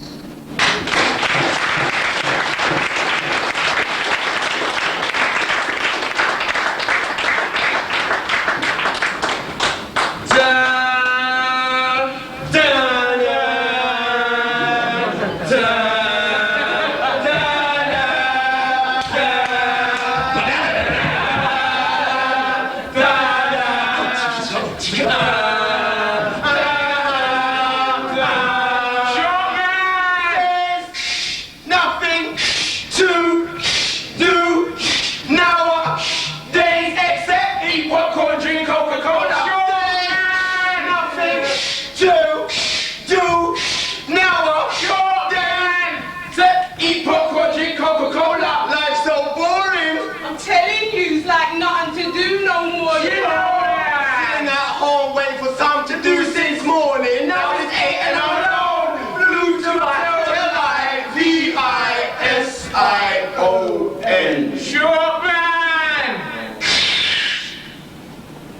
The revolution will not be televised. See, we've already been warned and advised by the wise. What's profit? Shh. We've already been warned and advised by the wise. Last poets. Shh. We've already been warned and advised by the wise. Gil Scott Heron. That the revolution will not be televised. Televised, good? Yes. Televised. The revolution will not be. The revolution will not be on TV, DVD, CD, tape, or vinyl. See, the truth about revolution is that revolution will be beamed live by your nervous system through your arteries into your spinal. Revolution shall mean no more excuses whilst you sit and dream. Revolution will mean no more sitting on the fences, make your allegiance and back your team. For the revolution will not be a ticket-only affair at $2.50. The revolution will not come with a slogan that's catchy or a bargain deal like buy one and get one free. For saying bye to individual thinking may set you free. The revolution may involve kung fu, feng shui, and tai chi. See, the revolution will be the sequel to the first movie. Not Face Off. Now about Pissed Off. See, when the revolution comes, there'll be no time for poetry slams and hip-hop jams. No, no! When the revolution comes, the revolution will be financed by small enterprise, backed by grassroots organizations which will devise and advise. The revolution will not be served with coke or fries, and will not be caught on cameras by spies in skies. Therefore, the revolution will be unavailable for CNN, Sky News, and BBC 24. For the revolution, it will only be transmitted to 85% who are hungry, needy, homeless, poor, and can't take no more. The revolution will be sent at a subsonic frequency of 913 megahertz, causing white supremacist eardrums to hurt and take on espionage tactics both covert and overt. The revolution will divert brothers from chasing skirts and sisters from talking dirt. The revolution will cause all colors of the rainbow to be on red, black, and green alert. See, when the revolution comes, there'll be no time for rhetoric lines. No time to hide behind a needle or swimming through vintage wine. For when the revolution comes, Mother Nature will be leading the fight, right? And she'll bring those stars in the days and raise those suns at night. The revolution will call for the moon to be present at all times, ensuring nurture of life and paving ways in straight lines. The revolution will be copyright free, see, and the revolution may be the best cure for oaking at Sensi. For when the revolution comes, the revolution will give duty to life and swallow depression in one big.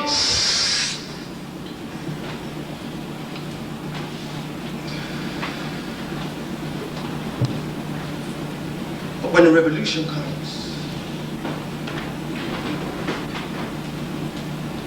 when the revolution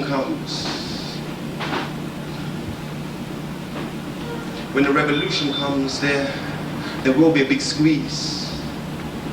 Rainforests will be replaced with corporate industries instead of trees. Education. Well, education will be dependent upon the earning power and the production of fees. Like these extortionate fees are needed to empower individuals. Please. The revolution will cause for the promotion of he's with he's and she's with she's.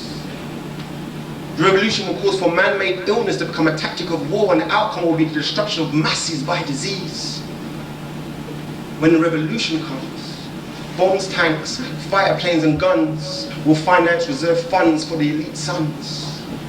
The revolution will cause so much panic amongst the high flyers and wearers of that stolen crown that would have forced them to make an all-out attack on music, literature, and all forms of artistic sound, which only goes to prove that Babylon, you're gone, gone, gone, gone, gone. Babylon, you're gone, gone. The revolution will mean more ID, more CCTV, and more loss of privacy. See, when the revolution comes, there may very well be blood spilt. Oh yes, there may very well be blood spilt, for never in history has there ever been a bloodless revolution. Never in history has the masses been given a fair or just solution. The revolution will root out all that work in collusion with this corrupt institution, causing the evolution from disillusion to inclusion. Fusion of elite teams will redeem the themes of floundered dreams and wait for the payment of infinite spiritual everlasting, casting multiple disenchantments of decree and disorder for those who diss the order of nature. Wake up, star. Wake up, star, and smell the gunpowder. Was you awake, unaware that you are right in the middle of a war? And it's right here. Wake up, stuff. For the revolution is happening all around the world, all around your town, all around your house, all around you. Yeah, it's about time that we face these facts, so these facts may just face you, but be true. Be true. For revolution is only as powerful as the work that you do, so be true. Is this system designed and representative of you? Does this system assist you in getting through? Do all you can do. Do all you can do, even if it means avoiding a setup where you know they're using you, from KFC to Nike too. Avoid these plantations and build your own crew. Do all you can do. Do all you can do and then some. See, Gil Scott-Heron said the revolution will not be televised. But Dean Noy said, yo, but it will be on the big screen, yo. Amen Noir says and agrees that the revolution will not be on TV, DVD, CD, tape, or vinyl. See, the truth about revolution is that revolution will be being live via your nervous system, through your arteries, into your spine. People, we need to act now, for many of these warnings may be final. Final. Brothers, we've got some work to do. Fix up, look sharp, brothers. Brothers are still alive, we've been shot up in Eglinton and in Brixton. Brothers! What about the sisters? You see, I feel it's about time we pay homage to the sisters, yeah? You have time to pay tribute to my beautiful sisters. Woo!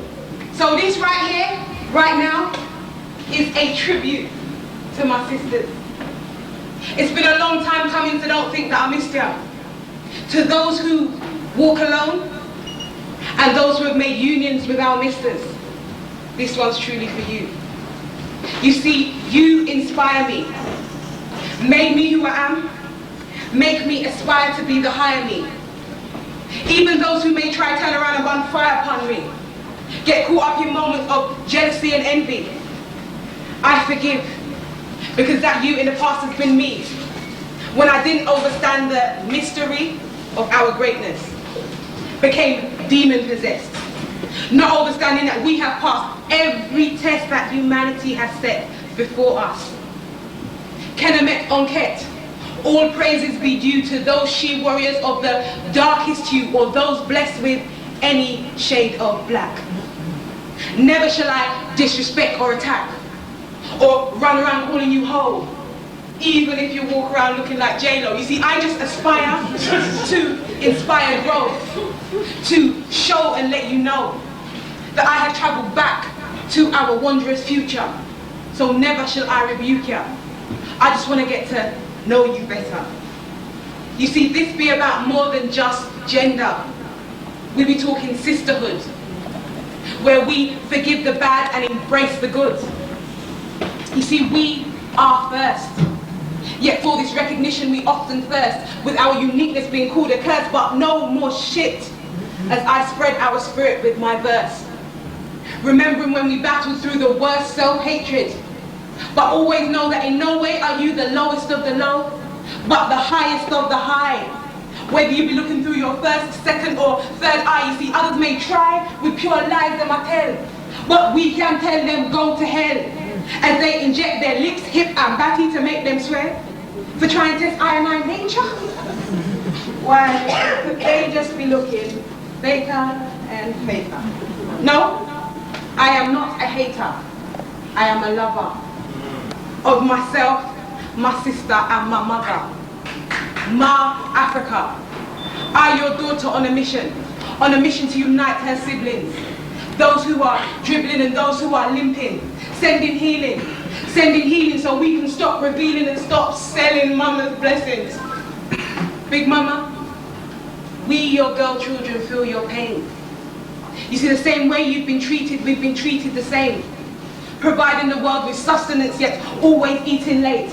Some of us being beaten and raped, being treated worse than dogs and apes, always knowing that this is not our fate. But you see, then, we've become masters of illusion. Get caught up in various aspects of our confusion. Be black but not black skinned. Be slim but not too thin.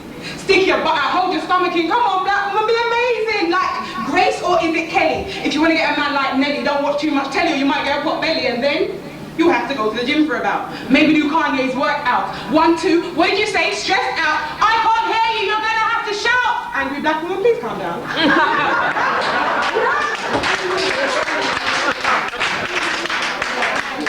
You can't afford to have a breakdown. Now, shh. Can you hear that sound? That's the sound of children that need you. Easy. Yeah, big ShakaRa, just checking if the video cameras are working according to plan and whatnot. We had to go to a radio interview. I can't remember the name of the radio station, but we'll find out soon enough, you know what I mean? So, good people, I'll see you back on the other side. Bleh. Maximum relaxing. Is that what in? No. In the radio studio.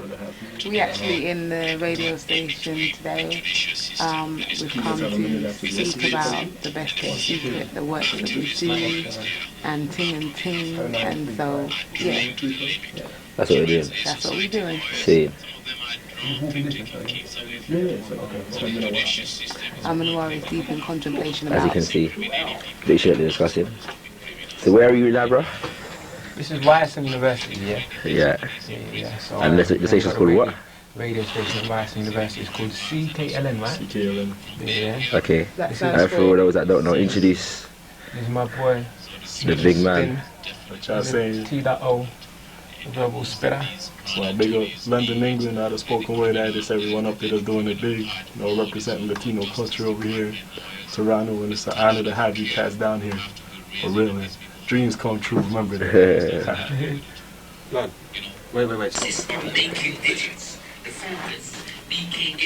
Other cultures. We left the yard for secure the home. Now I see his trying to separate me from what came out of my identity.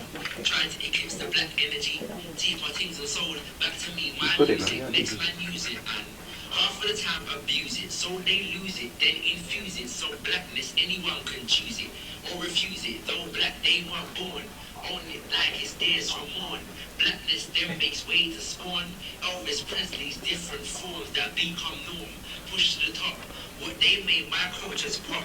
We think safe, so we embrace. While from our things, our faces erase. Intrusion, confusion with the illusion of inclusion. Everybody wanna be black when blackness gains, but none of them can't feel black pain.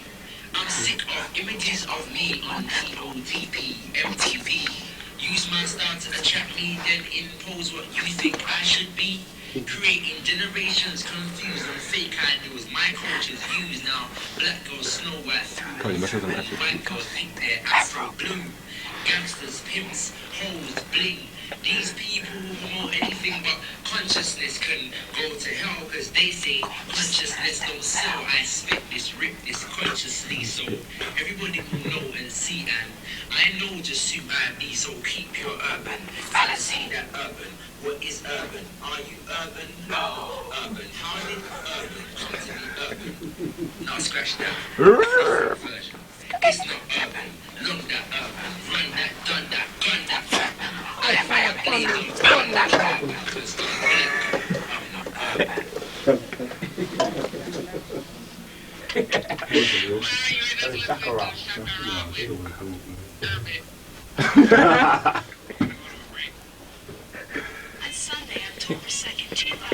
Right here on Word of Mouth on CKLN 88.1 FM. I'm Marshall Tyson, and of course in the house is Yusha Chroma chilling out, and of course the house is a full house. We've got our technical manager Salam doing the video thing, and out of UK, of course, we've got a bunch of rare brothers and a sister, definitely bringing it rare from the UK. Why can't we bless the mic and just the T.A.R and the Global Village, who is in the house? Yes. Toronto. I go by the name of TuggS.T.A.R, S-T-A-R, stands for Still True After Rhyme.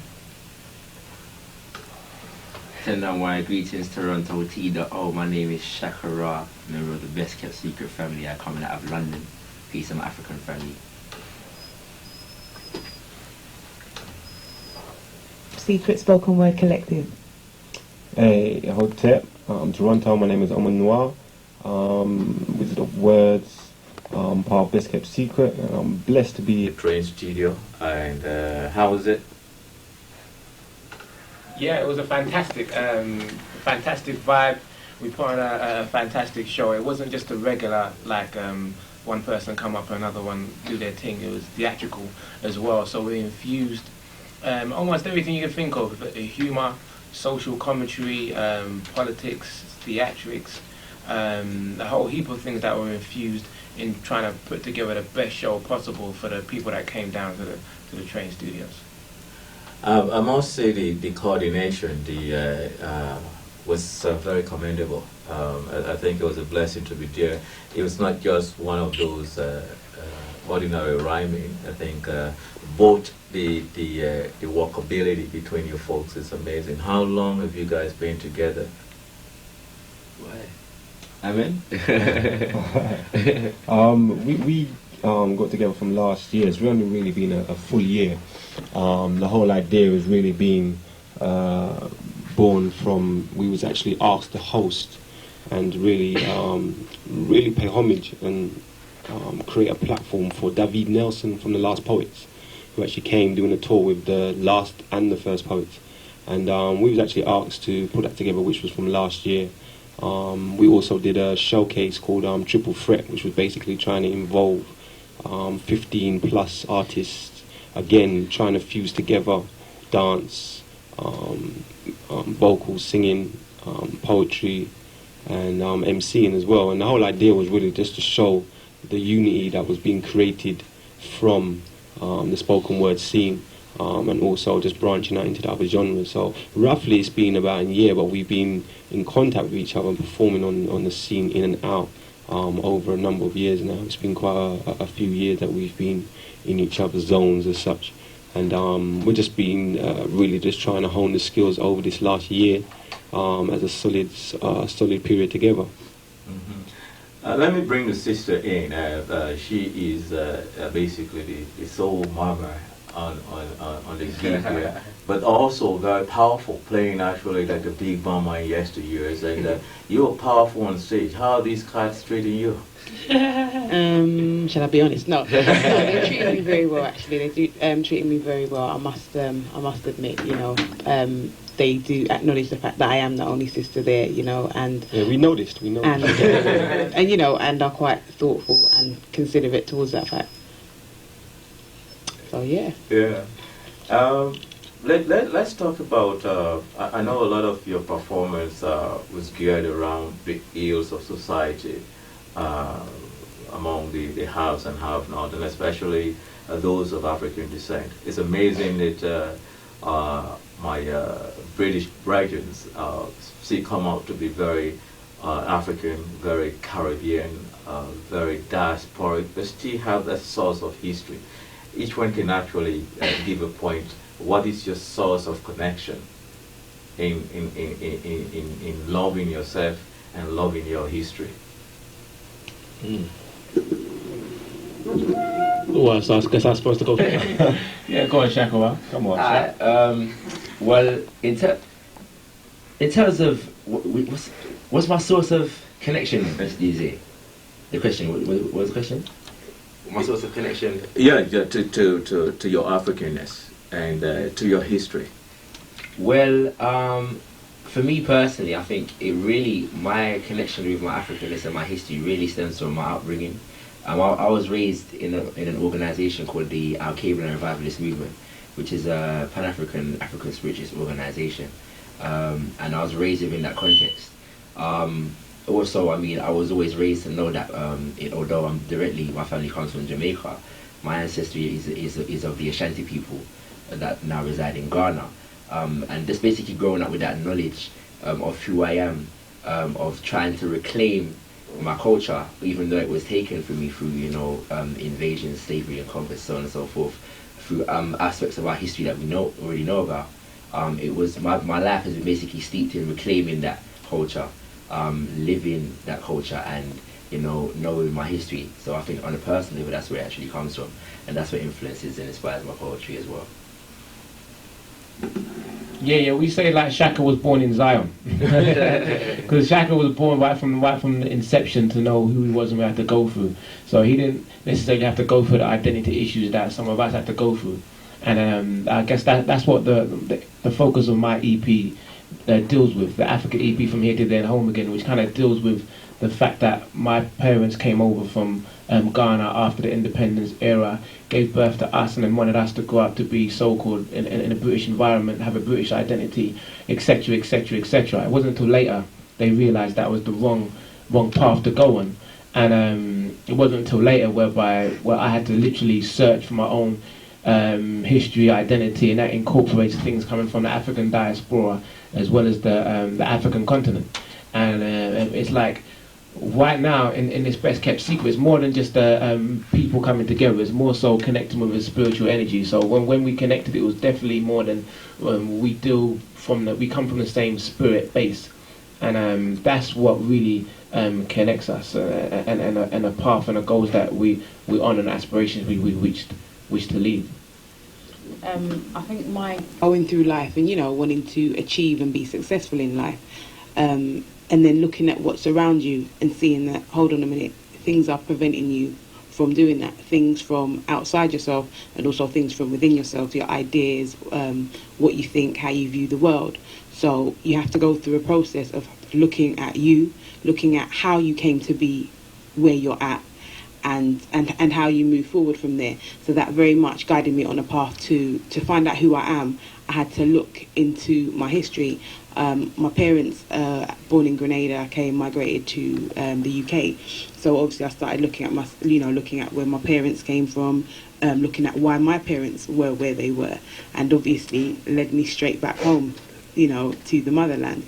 So in understanding that, I began to understand myself, and that's the way in which I travel forward. So that's my connection. Yeah, I'm not even gonna waste time. OneNess has actually tied that up.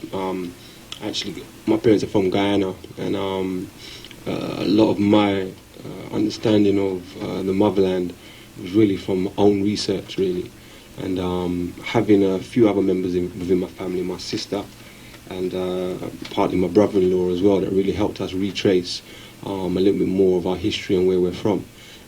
So that was very much a soul-searching thing. That it was born from music. It was born from having an idea of things that wasn't always in front of me, and it wasn't clearly in front of me. It was things that we had to go and seek for ourselves. So that was really the grounding for myself. It was very much a self-seeking mission to be able to find out who I am, where I came from, and my role here now, in this present time. We're discussing a lot of the same things yesterday at the forum I attended, when Yushik and I attended. What do you think is kind of like, what do you think is the difference between knowing your identity and not knowing your identity? How does that play out in your life? How do you think that influences your life, or can influence your life? I think essentially the difference between knowing your identity and not knowing your identity is basically whether you're free or not. All free people are self-determining, and the fundamental aspect of self-determination is being able to define yourself, define who you are, and define how you are represented within whatever society that you're living in. So people that have no identity really have no they don't know how to define themselves, don't know how to operate as a people, and the people that are in a particular context share a common experience that don't know how to operate together will not be a free people, and will always be subject to the basically the will of other people. So I think identity is a fundamentally important. It's like the foundation and the basis on which you form your freedom or a free life, a free existence. Time is but an enemy to us. Let's talk your venture, I'll call it, your passion of poetry. Is it returnable? Is the return maintaining your existence? Is it worth doing? If you were to do it all over again, will you say I want to be a poet? Let's have that. Yeah, I'll begin on this one. Yesterday when we had the interview yesterday. One of the things that my brother TuggS.T.A.R said, it sounds very cliche, but sometimes you don't choose poetry. Poetry chooses you. And I personally feel, although I wouldn't want to live my life any other way than the way I live it at present, just for the simple reason of I actually, in this present time in my life, I feel although it's so important to have a mission and have a purpose, a real reason for being here. Speaking with a lot of my peers and stuff, I speak to them very much about, why are we here? Why are we actually on this planet? What are we doing being here? And when you have a purpose and you feel, well, I'm actually here for a reason, then that gives your life so much more things for you to actually say, well, this is a landmark, this is something that I've accomplished and I've added to the world, and this is something that, I actually work with young people as well, so I realise the power that I have with the word. We realise the power of the word, and we realise how that affects other people. So I wouldn't want to have it any other way than the way I have it at present, in as much as I value what I do, and I realise that I'm here for a reason. This is not just something that I've chosen to do. This is something that I feel of, we all have a role to play on this earth. We all have a role, and we all have things to do. So at this point, it's really a matter of saying, well, I may not be able to make these so-called major changes in my own lifetime, but what little I do have, the skills that I do have, let me use them to the best of my ability so I can impact on this world in my lifetime. On that note, the four of us sitting here unscripted, unplanned, but rare on the mic. Let's rhyme something for Toronto and the global village about crime, about gun, in a minute. We can do it as a fight. Hey, people, be careful. Be careful. Don't expect from government hate, honesty, insight, justice.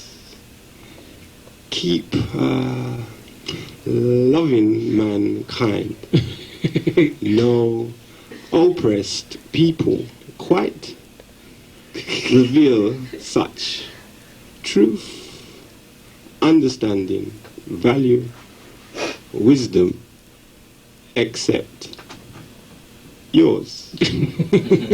Zion's people. Yeah, that's a little A to Z type thing. No, I mean, where can we go? In terms of trying to rhyme and trying to keep it in line with what we're really doing, I would say, first and foremost, for those who are listening who have no idea or feeling of where they're at, maybe start looking at the my at and start looking within.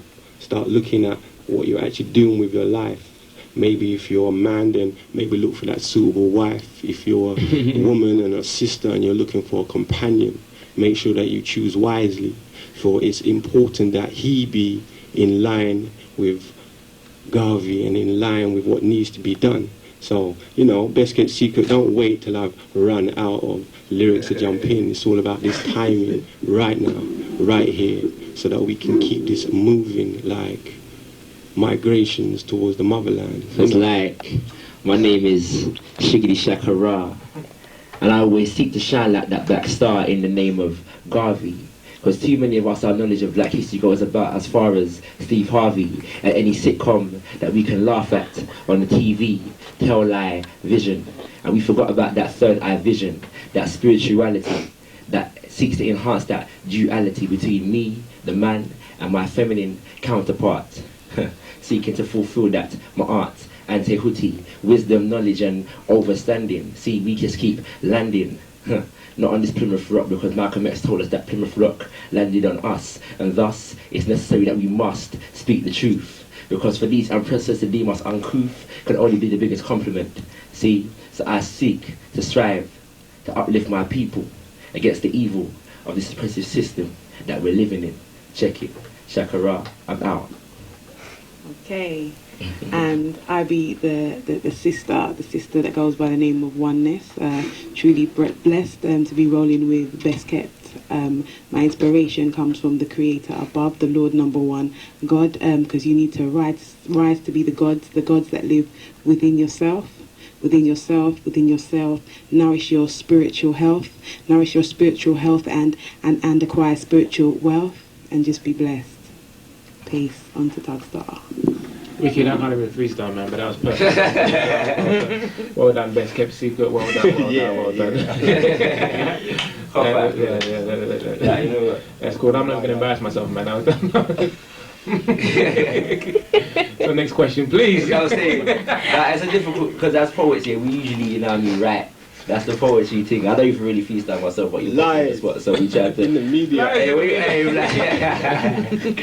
You tried it for Richie. No, but that was good though. That was cool. You know, so hopefully later we can do something that you really. Yeah, you know, something like you know, if you want the people that just feel the full fire of what Best Kept Secret is really dealing with, you know what I mean, then we can deal with that a little bit later on. Yeah. You know what I'm saying? You didn't want to. It's coming back to it, man. Now we're moving on, man. We're moving on. No. I could do something. It's okay. But anyways, how can people get in touch with the Best Kept Secret, and how can people buy your CDs? All right. Well, we're going to be in Toronto a few more days now. So, is that right? And we're going to Ottawa thereafter. The email is thebestkeptsecret2005@yahoo.com. Is that the right one? For the Best Kept Secret at www.amennoir.com. That's AMENNOIR.com. Say that again, I didn't catch that. That's www.amennoir.com. AMENNOIR.com. You can check us out on there. There's also a TuggS.T.A.R.com, TuggS.T.A.R.com, and OneNess.com and ShakaRa.com soon come. So yeah, not quite there yet. Well, we want to say thanks to all you folks for passing through. Definitely, time is always an enemy, but we'll keep in touch. And these CDs will be represented on air, on CKLN here, as long as we're alive. We're going to be dropping it. And it's been niceness, you know, and take our love out to the UK. And let the struggles continue until every mankind or womankind are happy, you know. Yeah, I myself want to thank everybody for coming down.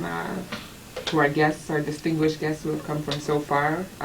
Welcome. I hope everything has been great with you here and that you'll be back. As well, I'd like to thank my co-hosts as well. We want to thank all of you for listening. We're about to head on out right now. We were going to play you that little bit of an excerpt from the Canadian Prime Minister's visit here, but we'll probably save that for next week, and we'll go out with some more poetry. So stay tuned for Norman Otis Richmond and Do you want to introduce that music. final track 5? Track 5, Home Sweet Home, which is about one reclaiming and finding their own identity.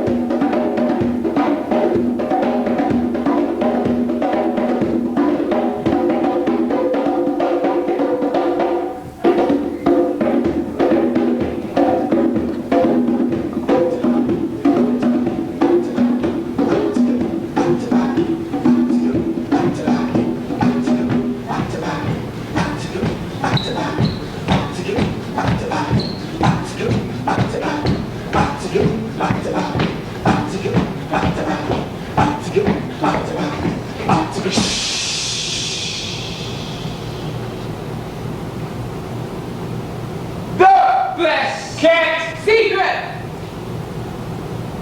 21, 2, 6, 5. Amen Noir. TuggS.T.A.R.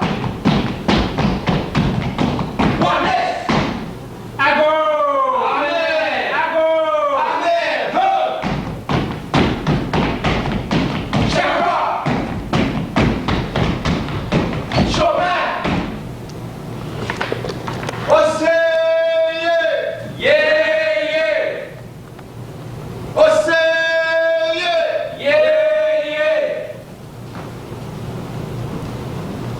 Has anyone seen Malcolm? I've been looking for Malcolm.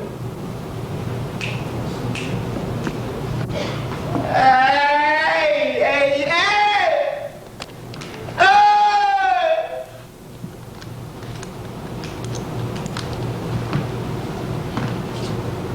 Red and yellow and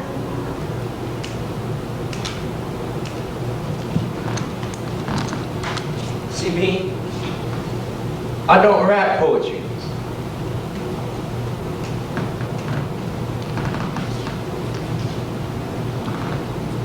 Has anyone seen Malcolm? See, I've been looking for Malcolm.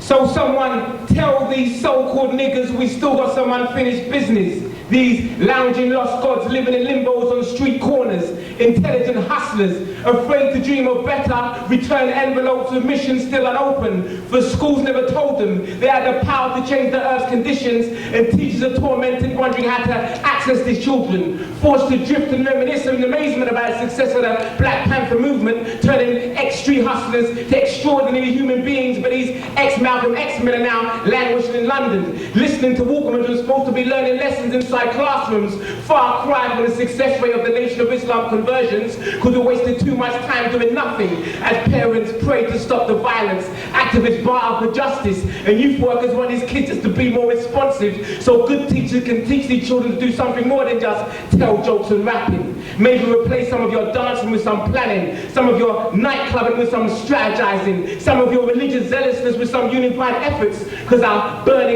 burning question is the quest for our young Savior's salvation. But we believe so long with our Saviors, even the strongest faithful now doubt it, because our gospel songs are like opium, giving us temporary bliss, because these modern Goliaths swing swords and our stones always miss. In this global dictatorship where European cousins dominate, pay reparations and request it back with interest, so an African on the motherland just can't understand how a white man meeting in a building built by one of his stolen ancestors all of a sudden has control of how much he pays for his water in a well he's freely drunk from the beginning of existence, when Adam and Eve were reciting poetry in Eden, believing saviors have been born amongst us to fight for their justice. But uncle, I don't mean to be the bearer of bad news, but you don't recognize neither your family members or your descendants, because our conditions are consequence of failed dreams and bad schemes, invasion, assimilation, segregation and integration, pain and enslavement is not an exaggeration. The status is Armageddon, and we're defeated by the stench of our own dissatisfaction for our being youth centers. More time I just listen to the bleeding stories some of our young people got to live with. Kings and queens, no, fallen gods and goddesses. I look in the eyes, see if they can picture what I'm picturing. Street girls who can no longer picture themselves in colleges. They just look for the man they think is where the money is. Young boys go out watching this development. Don't want to be single, celibate, or even monogamous. I question, where's the ambition in this environment? In high school we said a professional, we've been president, astronaut, leader, teacher on a continent. Now they look back in anger with a belly full of pain and laughter. Bigger jokers than our youth workers and youth centers, staring back at our old self-styled younger reflection, because his sister never had any faith in our children, especially when Caucasian teachers be laughing at our achievements. These kids never built no damn pyramids. They can't even keep concentration in my maths classes. Now these children go out internalizing this perspective. So now we've got to enter into debate and argument to have our children believe they achieved anything. But you're a gangster, yeah? You a nigga, yeah? You a killer, yeah? You believe that, though? Easier to kill a human as black than it is to raise a black human. Natural laws in pandemonium when our spawn children are aliens in a society that's failing them.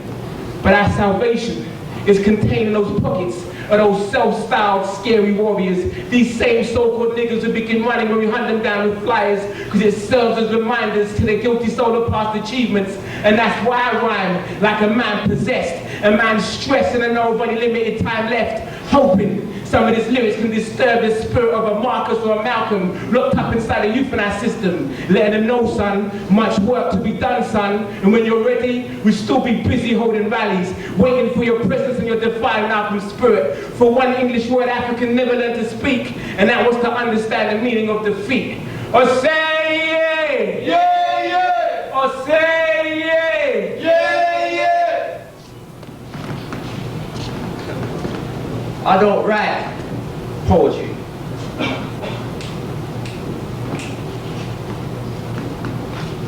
Pink and green, purple and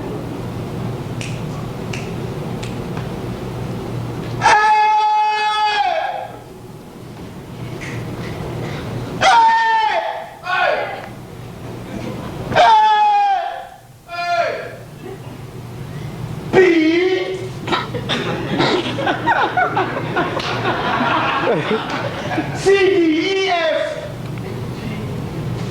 G H-I-J-K-L-M-N-O P What are those words? Q-R-S-T-U-B W-X-Y What? Because you can. Why? Because you can. Because I can, see? Like A-A-A-A-A-A-A-B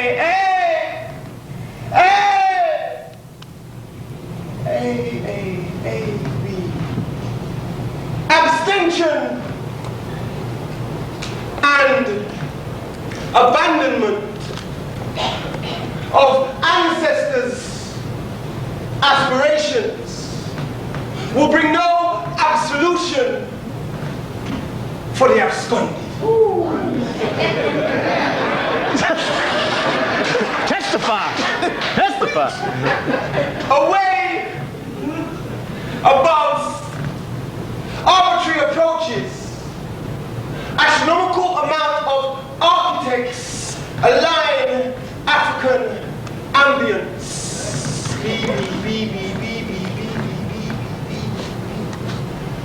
Besieged by bamboozling barbaric battles, beauty beams brightly, bringing forth cultural coalition civilizations. Are you following? What letter am I on there? What letter? D. D for daydreamers. Dispatch desperate, despondent desperados, but they get this.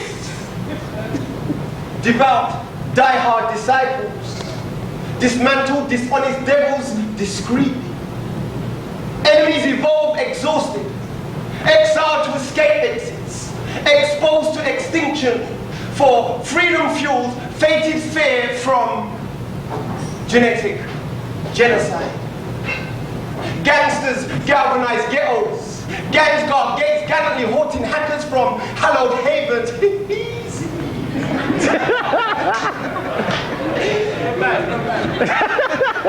Impossible! I hear you say, but Islam's incredible ideologies ignited ignorant intellects. Just as Jesus' judgment joined Jehovah's judicial justice, jolting jihad, kicking KKK's kingdom kilometers laterally. Lacerating legs, limbs, and liberating lost love and life. My act, movements make men more majestic, maneuvering masses through the matrix. Narratives note names, nations and natives, never more nonchalant of nostalgia, or obscured by obtruse occurrences. Oh! People.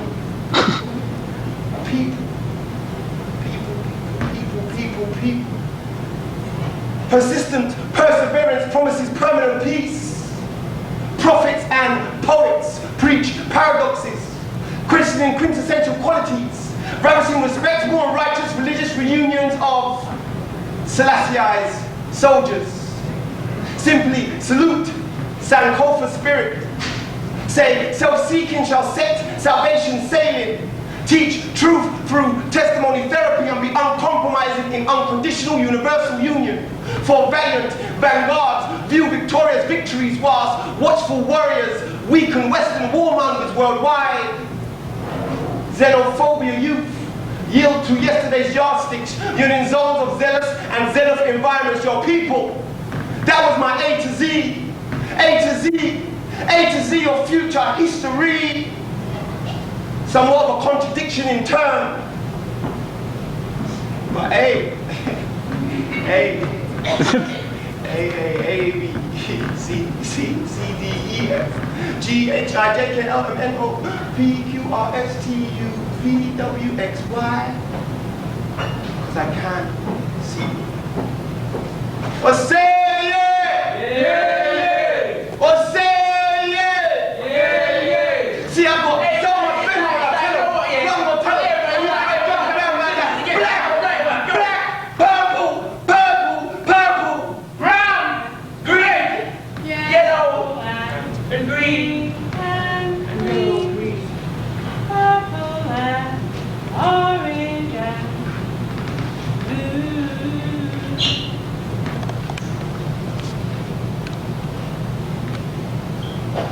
See, I lay down in a room of 5 different colours, up to 5 different brothers. See, I was never mothered, so I never bothered to adorn myself with clothing that covered.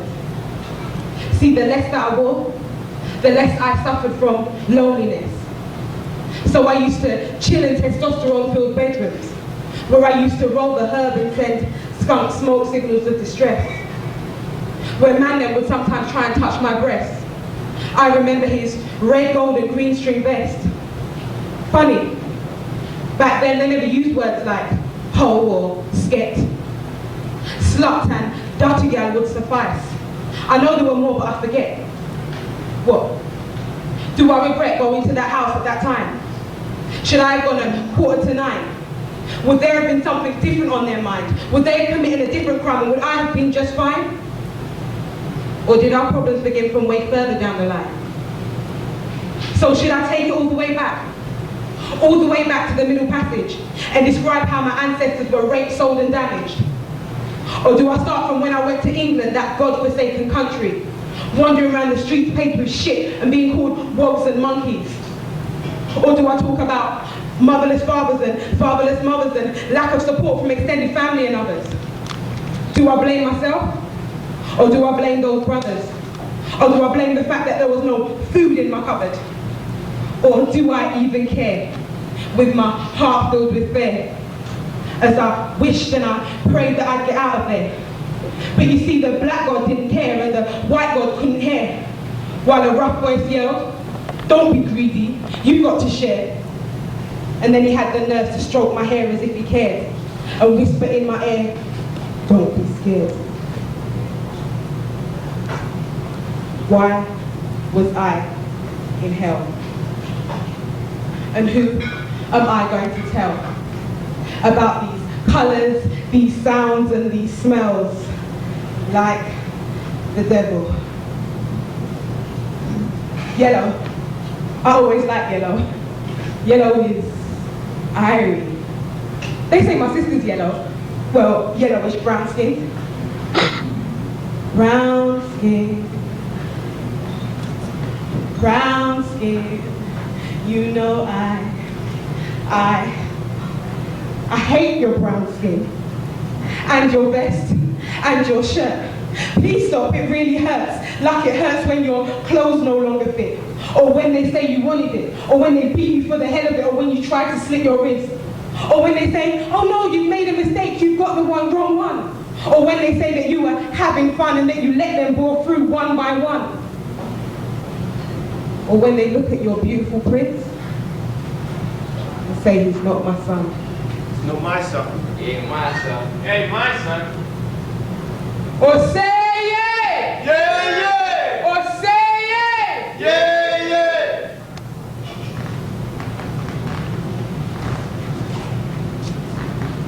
See, I don't write poetry simply to inspire poets to write poetry. For I'm not a poet in isolation. I want to inspire the fulfillment of the vision of nations. My poetry is an act of devotion and dedication as opposed to emotional masturbation over my own ego while we go silently down the system's decadent road. With vanity as our goal and ignorance as our humble abode. This is a part of something much, much bigger.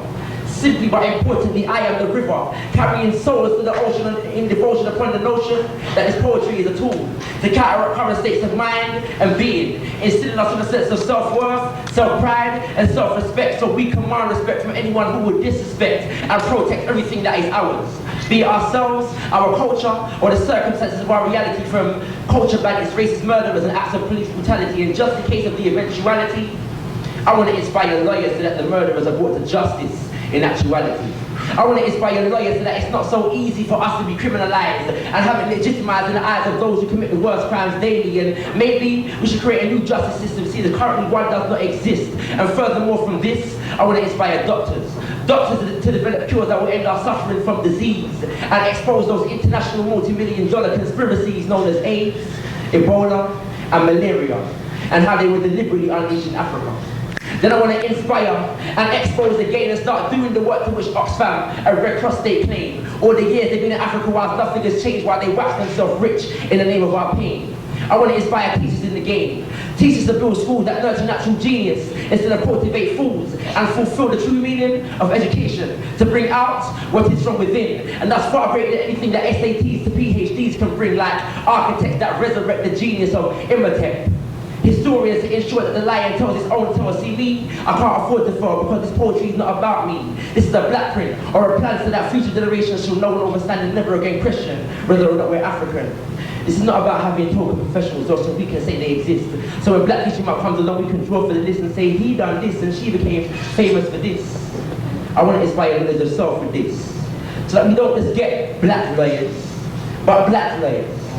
Not just black teachers, but black teachers, not just black doctors, but black doctors. And if we're going to have black politicians, then we need black politicians. Not politicians who just happen to be black, but lack the fundamental aspect of responsibility to their people, blind to themselves because they're too busy trying to be equal. This is about preparation for nation building. These words were never meant to remain stagnant. So for those who would say that it's better to do than talk for satisfaction, know that actions only speak louder than words that don't inspire action. I don't write poetry simply to inspire poets to write poetry. For I am not, and never will be, a poet in isolation. But if we're going to fulfill this vision of nations, then we need poets. Poets to tell the story, and ensure that our present and our future are filled with glory. Peace. Oh, say yeah! Yeah, yeah! Oh, say yeah! Yeah, yeah! Dun, dun, dun, dun.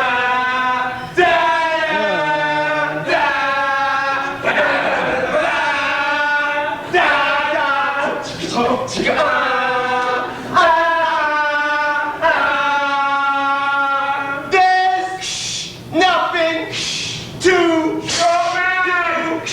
nowadays.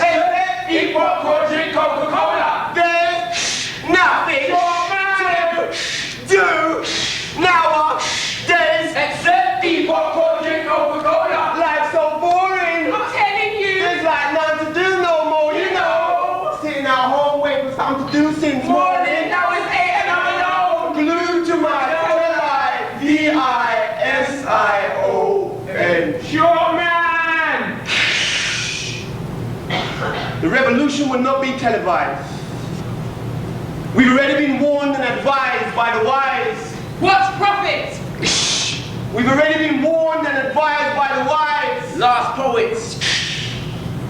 We've already been warned and advised by the wise. Yo, Scott Heron. That the revolution will not be televised. Televised, though? Yes. Televised. The revolution will not be. The revolution will not be on TV, DVD, CD, tape, or vinyl. See, the truth about revolution is that revolution will be being live by your nervous system, through your arteries, into your spine. Revolution shall mean no more excuses. excuses whilst you sit and dream. Revolution shall mean no more sitting on the fences, make your allegiance and back your team. For the revolution will not be a ticket-only affair of $2.50. The revolution will not come with a slogan that's catchy or a bargain deal like buy one and get one free. For saying bye to individual thinking may set you free. The revolution may involve kung fu, feng shui, and tai chi. See, when the revolution comes, there'll be a sequel to the first movie. Not Face Off. No, but Peace Off. See, when the revolution comes, the revolution will be financed by small enterprise, backed by grassroots organizations which will devise and advise. The revolution will not be served with coke or fries, and will not be caught on cameras by spies in skies. Therefore, the revolution will be unavailable for CNN, Sky News, or BBC 24.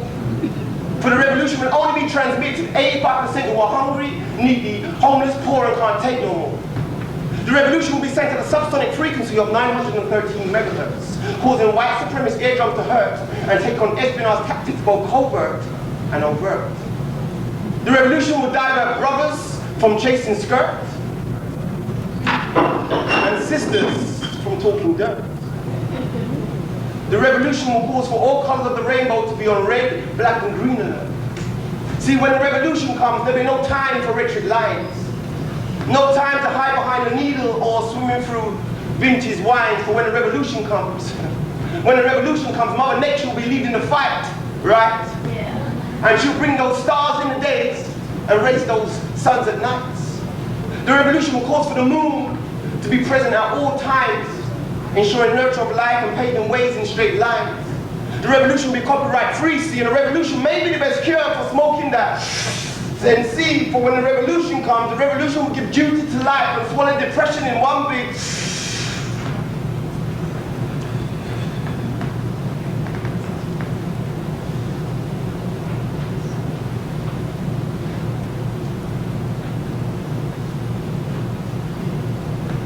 But when the revolution comes,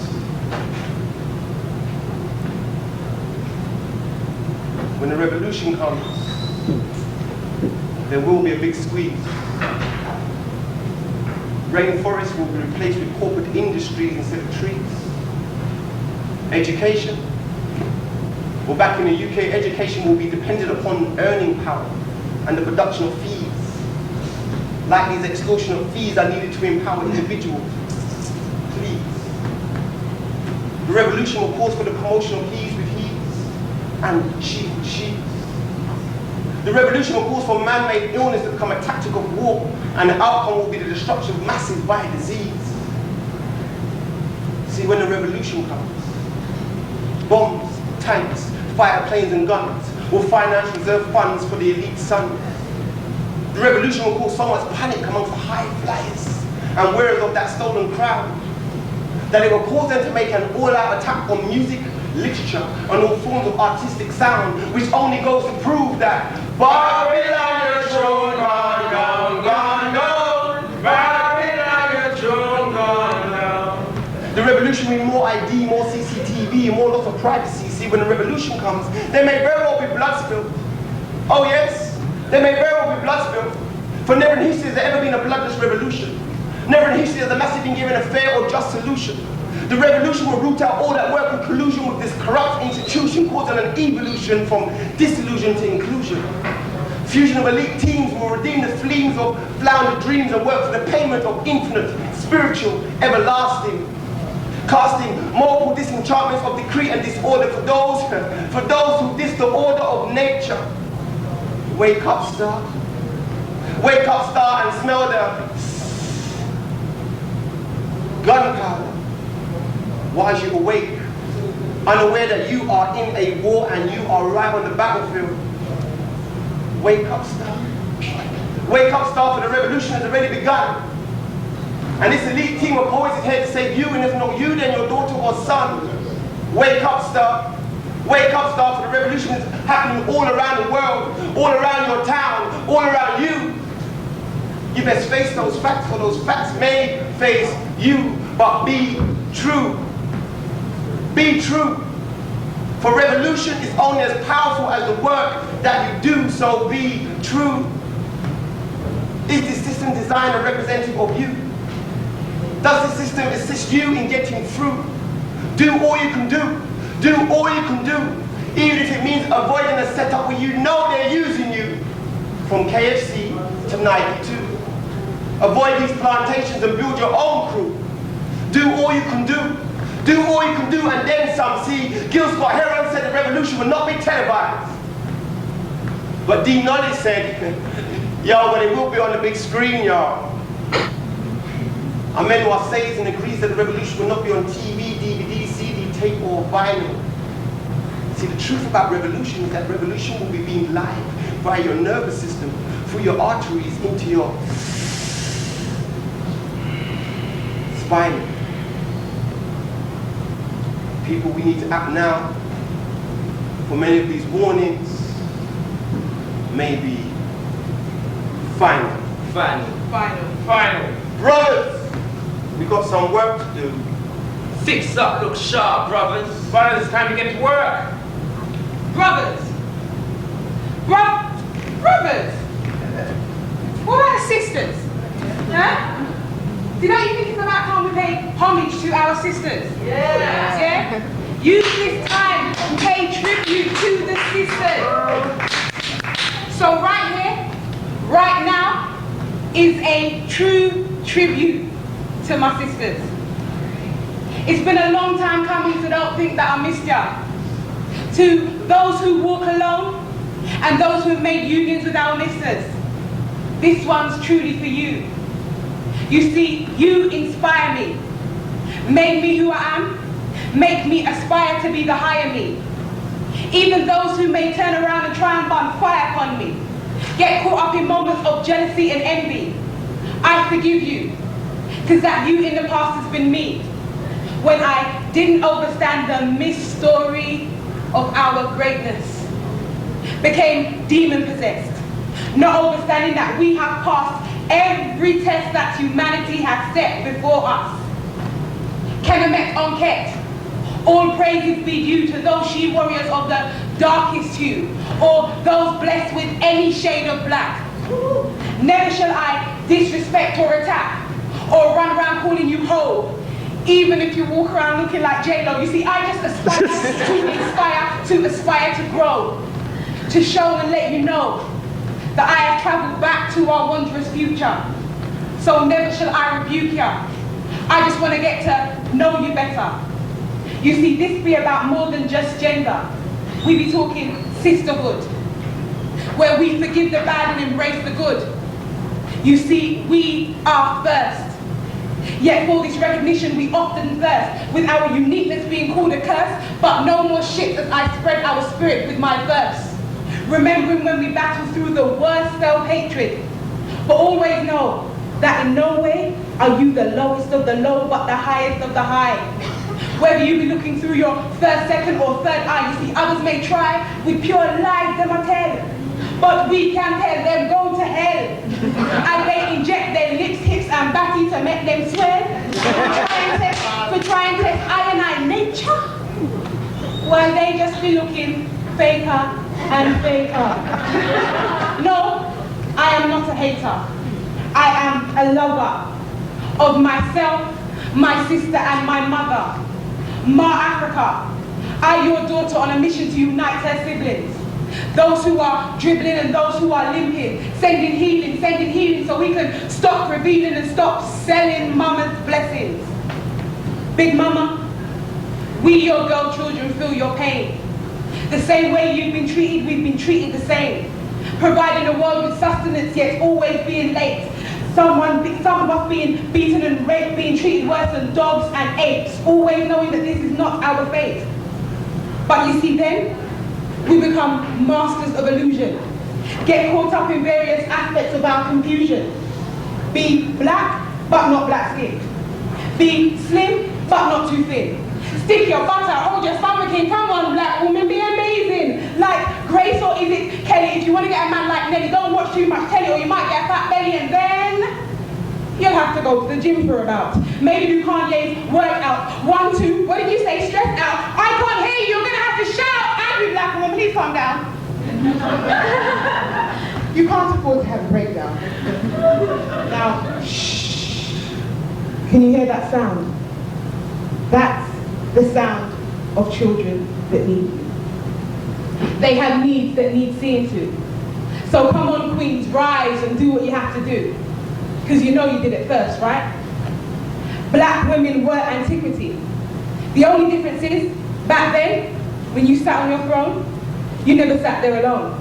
Oh, I'm sorry, do I digress? I forgot you've got to get the children's dress. You see, Taylor's thrown out of her vest and Dale's learnt a new word, sex, and you've got to study for your driving test. So what do? You do your best. Meanwhile, next door, sisters facing interrogation of why she ain't got no children yet. How she could be walking around with dried up eggs and there's more to life than career and friends. So what does she do?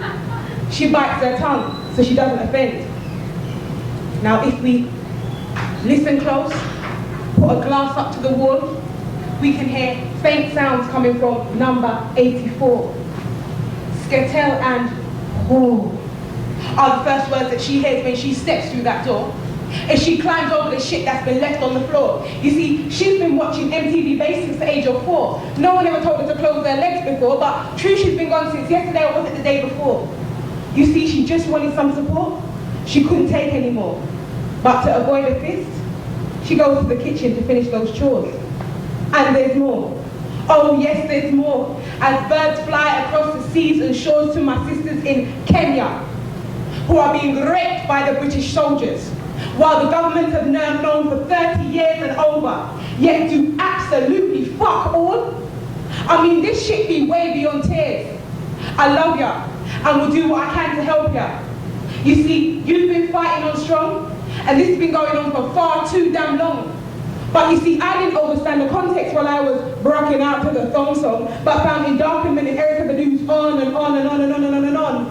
And yes, there are many more issues that at this present time I shall not vent. For this hair time is better spent letting you know that I love you.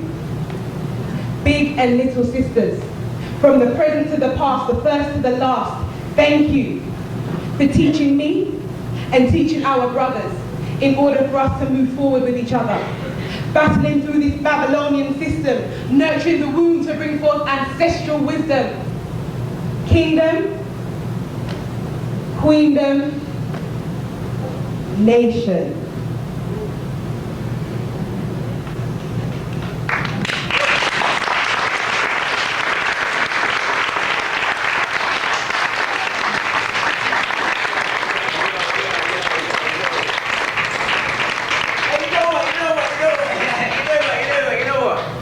I'm black, you know. I'm so black, yeah. I'm just black, man. I'm just black, man. I'm proud to be black. I'm a black man. I know I'm a black woman. I want some black children. You know what? I'm black, y'all. And I'm black, y'all. And I'm black and I'm black and I'm black, y'all. And I'm black, y'all. And I'm black, y'all. I'm black. Scandal, man. I'm saying that I'm black. What's wrong with you, man? You can't want some. What are you talking about, man? What's aggression? I'm black, y'all. Wait. Black. Come on, man. Easy, though. Show, man. Easy. Like origin, like how? Easy, though. Urban. Urban, you know? Urban. You know, multicultural. We need some funding, you know? Urban. Try the urban thing, man. Try the urban thing. Try it. Like 2005 now.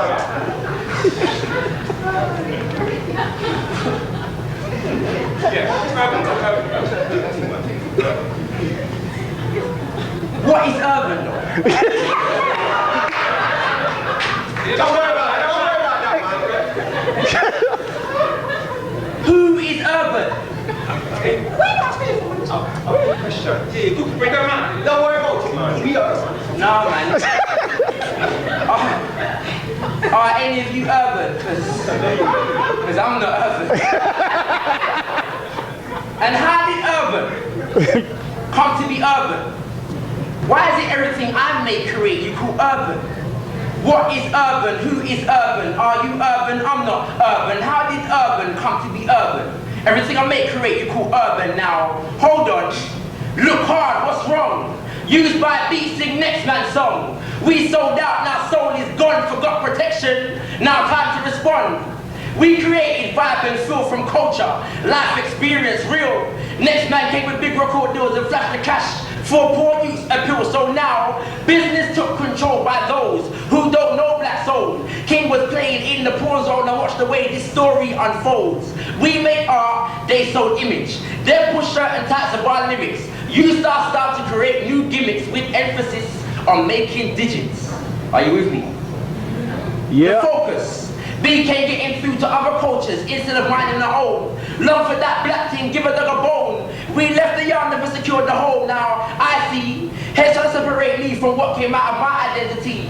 Tried to eclipse the black energy, T.A.R and sold. Back to me, my music, next man use it, and half of the time abuse it. So they lose it, they infuse it. So blackness, anyone can choose it or refuse it. Though black, they were born.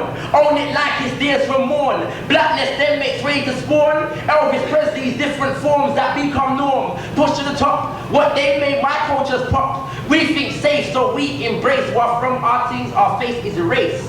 Intrusion, confusion, with the illusion of inclusion. Everybody wanna be black when blackness gains, but none of them can't feel black pain.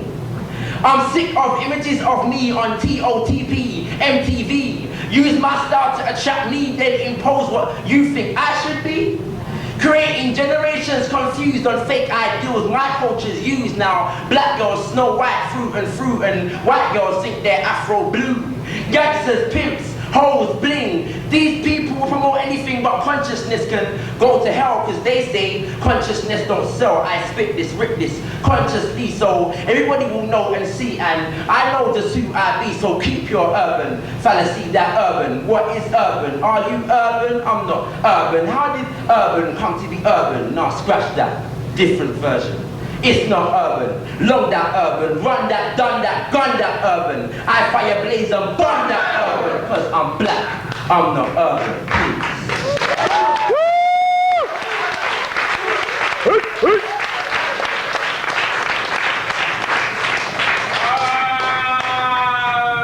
What a joy it is to be a London. Yeah man, yeah man, yeah man. Yes, I love London. We reach England, finally. What a joy. Great Britain. Where money grow up on trees. Cause and the streets are filled with gold. London town. Oh, Great Britain, we there now. We try to find some work. And dine with the Queen. The Queen of England. The one was for the Queen. Oh Lord. Great Britain. Warm up. Oh. Yeah, right. Everything left. Yeah, right. You talk to man, I don't know your country boy, man. What wrong with you, man? Hold on, David. Oh. I know, man. Everything all right? How are you today? Go back to where you come from, you ugly monkey. Hold on. Something wrong yourself? We know I'm going to say something like this. Be good. Great Britain.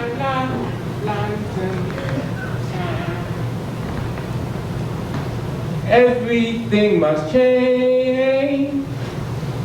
Nothing stays the same. The young, they become the old, and mystery shall unfold. And the old will one day go, and this generation change. After generations of slaving, we're now working but willing to arrive on ships to board the shores of the famed United Kingdom. From kidnapped victims to volunteers to make them an even greater Britain. Different method, same intention. But new formed groups like West Indians for the first time in records were meeting their infamous African cousins who only knew about each other via false information. You see them Africans, they done sold us as slaves. Well, those West Indians were all criminals anyway. Only a few knew better, were happy to see each other. Former Marcus Garvey followers and Pan-Africanist soldiers who were joining together to fight white colonizers. While West Indians were sent to do the grimy jobs upon the Windrush, most Africans were students around the time of pre-independence. couldn't wait to board the ships or planes to go back home for the return leg and participate in the experience of total independence until they received that dreaded correspondence. Kofi, I can't believe it. You see, there's been a coup. And crew no longer be sending for you. So you're gonna have to survive and do what you have to. Remember us. Remember me. Remember, I love you. What the hell's Kofi supposed to do? You see, the one thing in life worse not knowing what to do is to have your whole life's purpose taken away from you. I keep telling this generation, we should bathe in the wisdom of our older men and women. They've experienced a feeling I've yearned for since the beginning of my conscious education, and that's the complete feeling of total liberation from Caucasian direction. But Africans were soon joined by others fleeing the nations, hoping in blind faith for a better existence. So doctors, engineers, and civil servants were forced to do jobs below their qualifications. You see, regardless of our cultures, as soon as we arrived, they're all despised us. Bloody bastards couldn't even find us decent houses. Imagine this. Seeing a sign upon a notice, no Irish, no blacks, no dogs are accepted. And if you are, then you accept the overcrowding. Like ants in boxes or crabs in a barrel. Overcrowded areas from Brixton to Ladbroke Grove. Riots and white folks on Latimer Road. While MPs like Enoch Powell was prophesying that rivers of blood will flow. So blacks were afraid to go places where white supremacists lived for their raging war against black residences. So-called working class brothers. What else do we do to you? All we wanted was to walk down the streets with you, living an existence with you. But our parents went to work among songs of, go home you bloody wogs, you ain't welcome here. But we believed in the triumph of the human nature, and soon they'll start seeing us as equal human partners. So we wasted too much time never doing for self, and our youths are growing up needing our specialist help, and that can't be provided by a system or someone else. But meanwhile, Asians came over, kept their cultures and built their own empires, then joined pre-existing black organizations just in case integration was smarter. See, a wise man always has a backup plan. Keep your culture and develop it further. But Caribbeans didn't work with each other much as Africans. See, Africans didn't work with each other much as Caribbeans. The only thing they had in common was they taught nothing to their children. Teaching them it's better to be British in this climate of racial hatred. Strange fruit, growing on trees without roots, filled with irregular content. Watching their parents development in new neglected ghetto environments. You see, right from the beginning, these children were doomed, but society fed them seeds of rejection for their womb, and they tasted the flavor of subhuman behavior. Seeing their strong fathers reduced to subhumans, you blacks, you can't do nothing, right? Yes, sir. Sorry, sir. You see, me go fast enough. I really need this job, you know. Zombies and skeletons of their former glories. You see, these children inherited seeds of self-destruction, the misplaced generation, the missing children of Eden, stuck in all areas of Great Britain, referring to the regions of the lost and found kingdoms, though there was a time some of them were eagerly seeking solutions, believing MPs like Barton, Abbott or Grant, Bernie Grant couldn't do what was needed. So they formed organizations operating outside the system, appealing to the young ones with a new code of conduct, informed them the government cared nothing for us. They wouldn't even allow us to become acquainted to the best black leaders. This was back in my youth, where bow ties and slick suits with plans for black youth would convince us to convert us that God owed us a promise, handing out leaflets in the worst neighborhoods. Brothers, sisters, you ain't been forgotten. Why don't you come to the meeting on the weekend if you want more information? Strange. You see, nowadays, I don't even see it. You see, it's hard to live righteous in a world that's not for us. So nowadays, it's even scary to look inside the eyes of the youths in our areas. The man that says, fuck this, because no man can save us. And I'll be damned if I'm punked like my elders, because nowadays, prison or death don't even scare us. And I guarantee you retaliation if there's another black man racially murdered. From running from white folks to running after white folks to running with white folks, working class foes to crew fellows. 20 years ago, your boy would have bombed your house full of petrol, but forget it, because all that stuff is now historic, and this is the present. We're so-called urbanized, apparently face similar shit. So blacks, whites, and Asians infected with black commercial so-called culture. So now they call it urban. So now you got everything but the burden. Because for most, this life is just too damn grimy. Though we cope, it's the only home most have ever known, so we cope. Afraid to even dream of better. We're now walking streets in Union Jack sweaters. British blacks or black British, with an aim or a purpose, or understanding of their cultures. Killer looks inside the iris, walking road unopposed with a mentality that's murderous, strange. Because just half a generation past, his older bro got opposition when he waved his black flag, so they cared nothing for us. Complete areas depicted as the ghettos where elder folks would soon let you know it wasn't always like this, you know, before them colours moved in. used to be a picture-perfect environment. No offense, girl. Before, blacks arrived with no finance, looks for home with no assistance, education with no inclusion, qualification without jobs, alienated areas overpopulated. See, low economics can get the worst from us. And it's a society that supposedly wants the best for us, while the neo-Nazis flourish, Farrakhan is still banished. Still we all alone, and there's no man can save us. Psycho spirits of past warriors subconsciously dwell within us. So soldiers on the road know they've been for the worst history can throw. See, if you think you're hard enough, then do your best to get us. If not, then leave us to live murderous, a mentality unknown to the generation of old, from short man's eulogy to Nolan's cold and road, because can't no man save us, because ain't no one ever loved us, so how can you expect to save us? Generations of past Africans causing turmoil inside us, so who knows what the story holds for tomorrow? Though for the generation of old, that's gone and passed, from ashes to ashes, and dust to dust, with a new generation and direction of black Britons and black Canadians, in Almighty God we trust.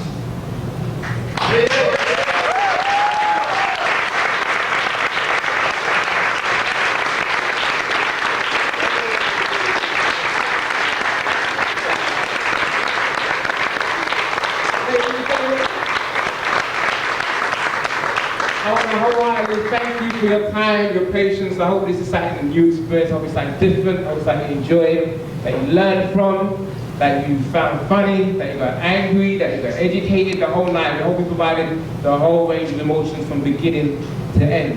I want to say a big, big, big thank you to the original one. Original.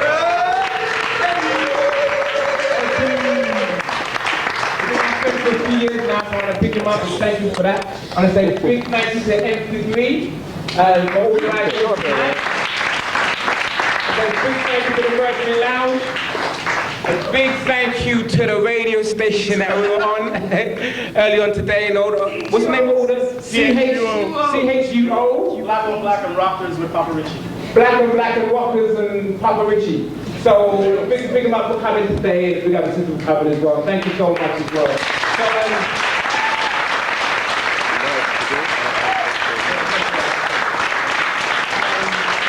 yes.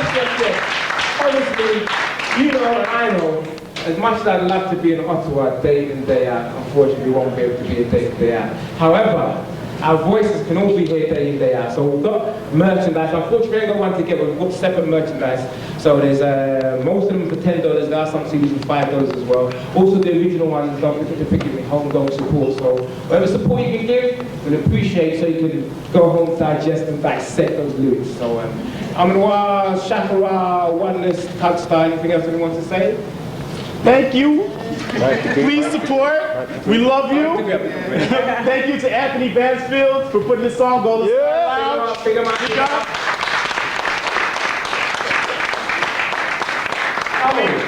another member of our crew's not here, his name's Short Man, and he looks like that person on the book right there. So when we did that, all that television stuff, that was actually his poem, so we just paid tribute to him. So Short Man is by Short Man. Okay. We out, baby. Yeah, we done. You done? Thanks, Tugs. Hey, folks, that's direct. That's not through any newspaper or magazine or radio. You heard direct from the people of some of the things that happen in their part of the world. So thanks a lot for coming down here to Best Kept Secret, TuggS.T.A.R, ShakaRa, OneNess. It's up there, and ShakaRa. So we're here. Okay, let's give him a big national capital. Ottawa.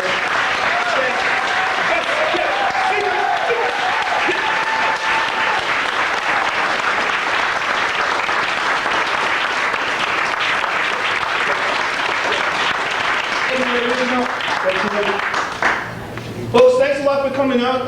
It's been a great evening. It's great seeing folks I've haven't seen in a little while, and some new people and so on. Remember the Golden Star Lounge, we're the last Friday of every month.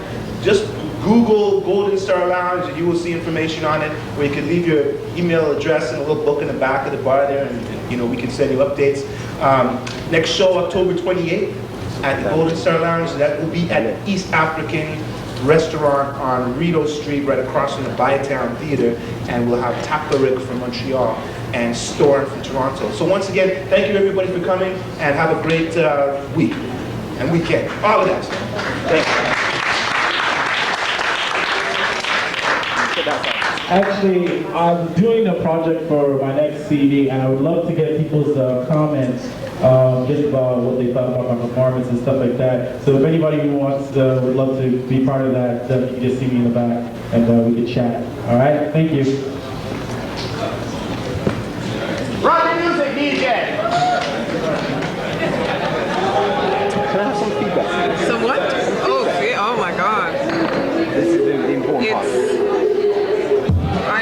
I'm still kind of in shock over the range and the intensity. It was intense. That I have to say, it was very intense.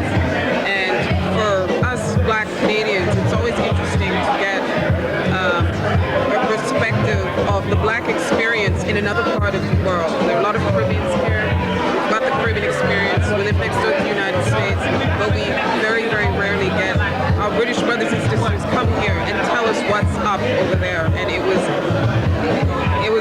amazing to look at just how similar a lot of the issues are. Urban poverty, alienation, the way the system works against our children and stunts their development. As a Black history buff as well, I'm also quite fascinated in how you worked known historical Black figures into the work. Marcus Garvey, Malcolm X, Louis Farrakhan, all these people. And what I like about it is that this is something you can put in a classroom, and kids who are the hip-hop generation can tune in. It's easier for them to tune in to something like this than watching some sort of documentary on the BBC or whatever. So I really enjoyed the intensity, the energy, the history, and the way this work just kind of really brings the Black experience into perspective. Yes, it's from a British perspective, but it's very universal at the same time. It's very British and it's very universal, so I really enjoyed it. Thank you so much. Thank you so much. No, it's great. I wish more British artists would come here, because we get the Americans all the time. You know, it's like, oh, yeah, right already, okay already, you know. And I find the European, we're Africans in Britain, but it's a European sensibility, and it's different. I grew up in Europe. I find that in Europe, she grew up in Europe too.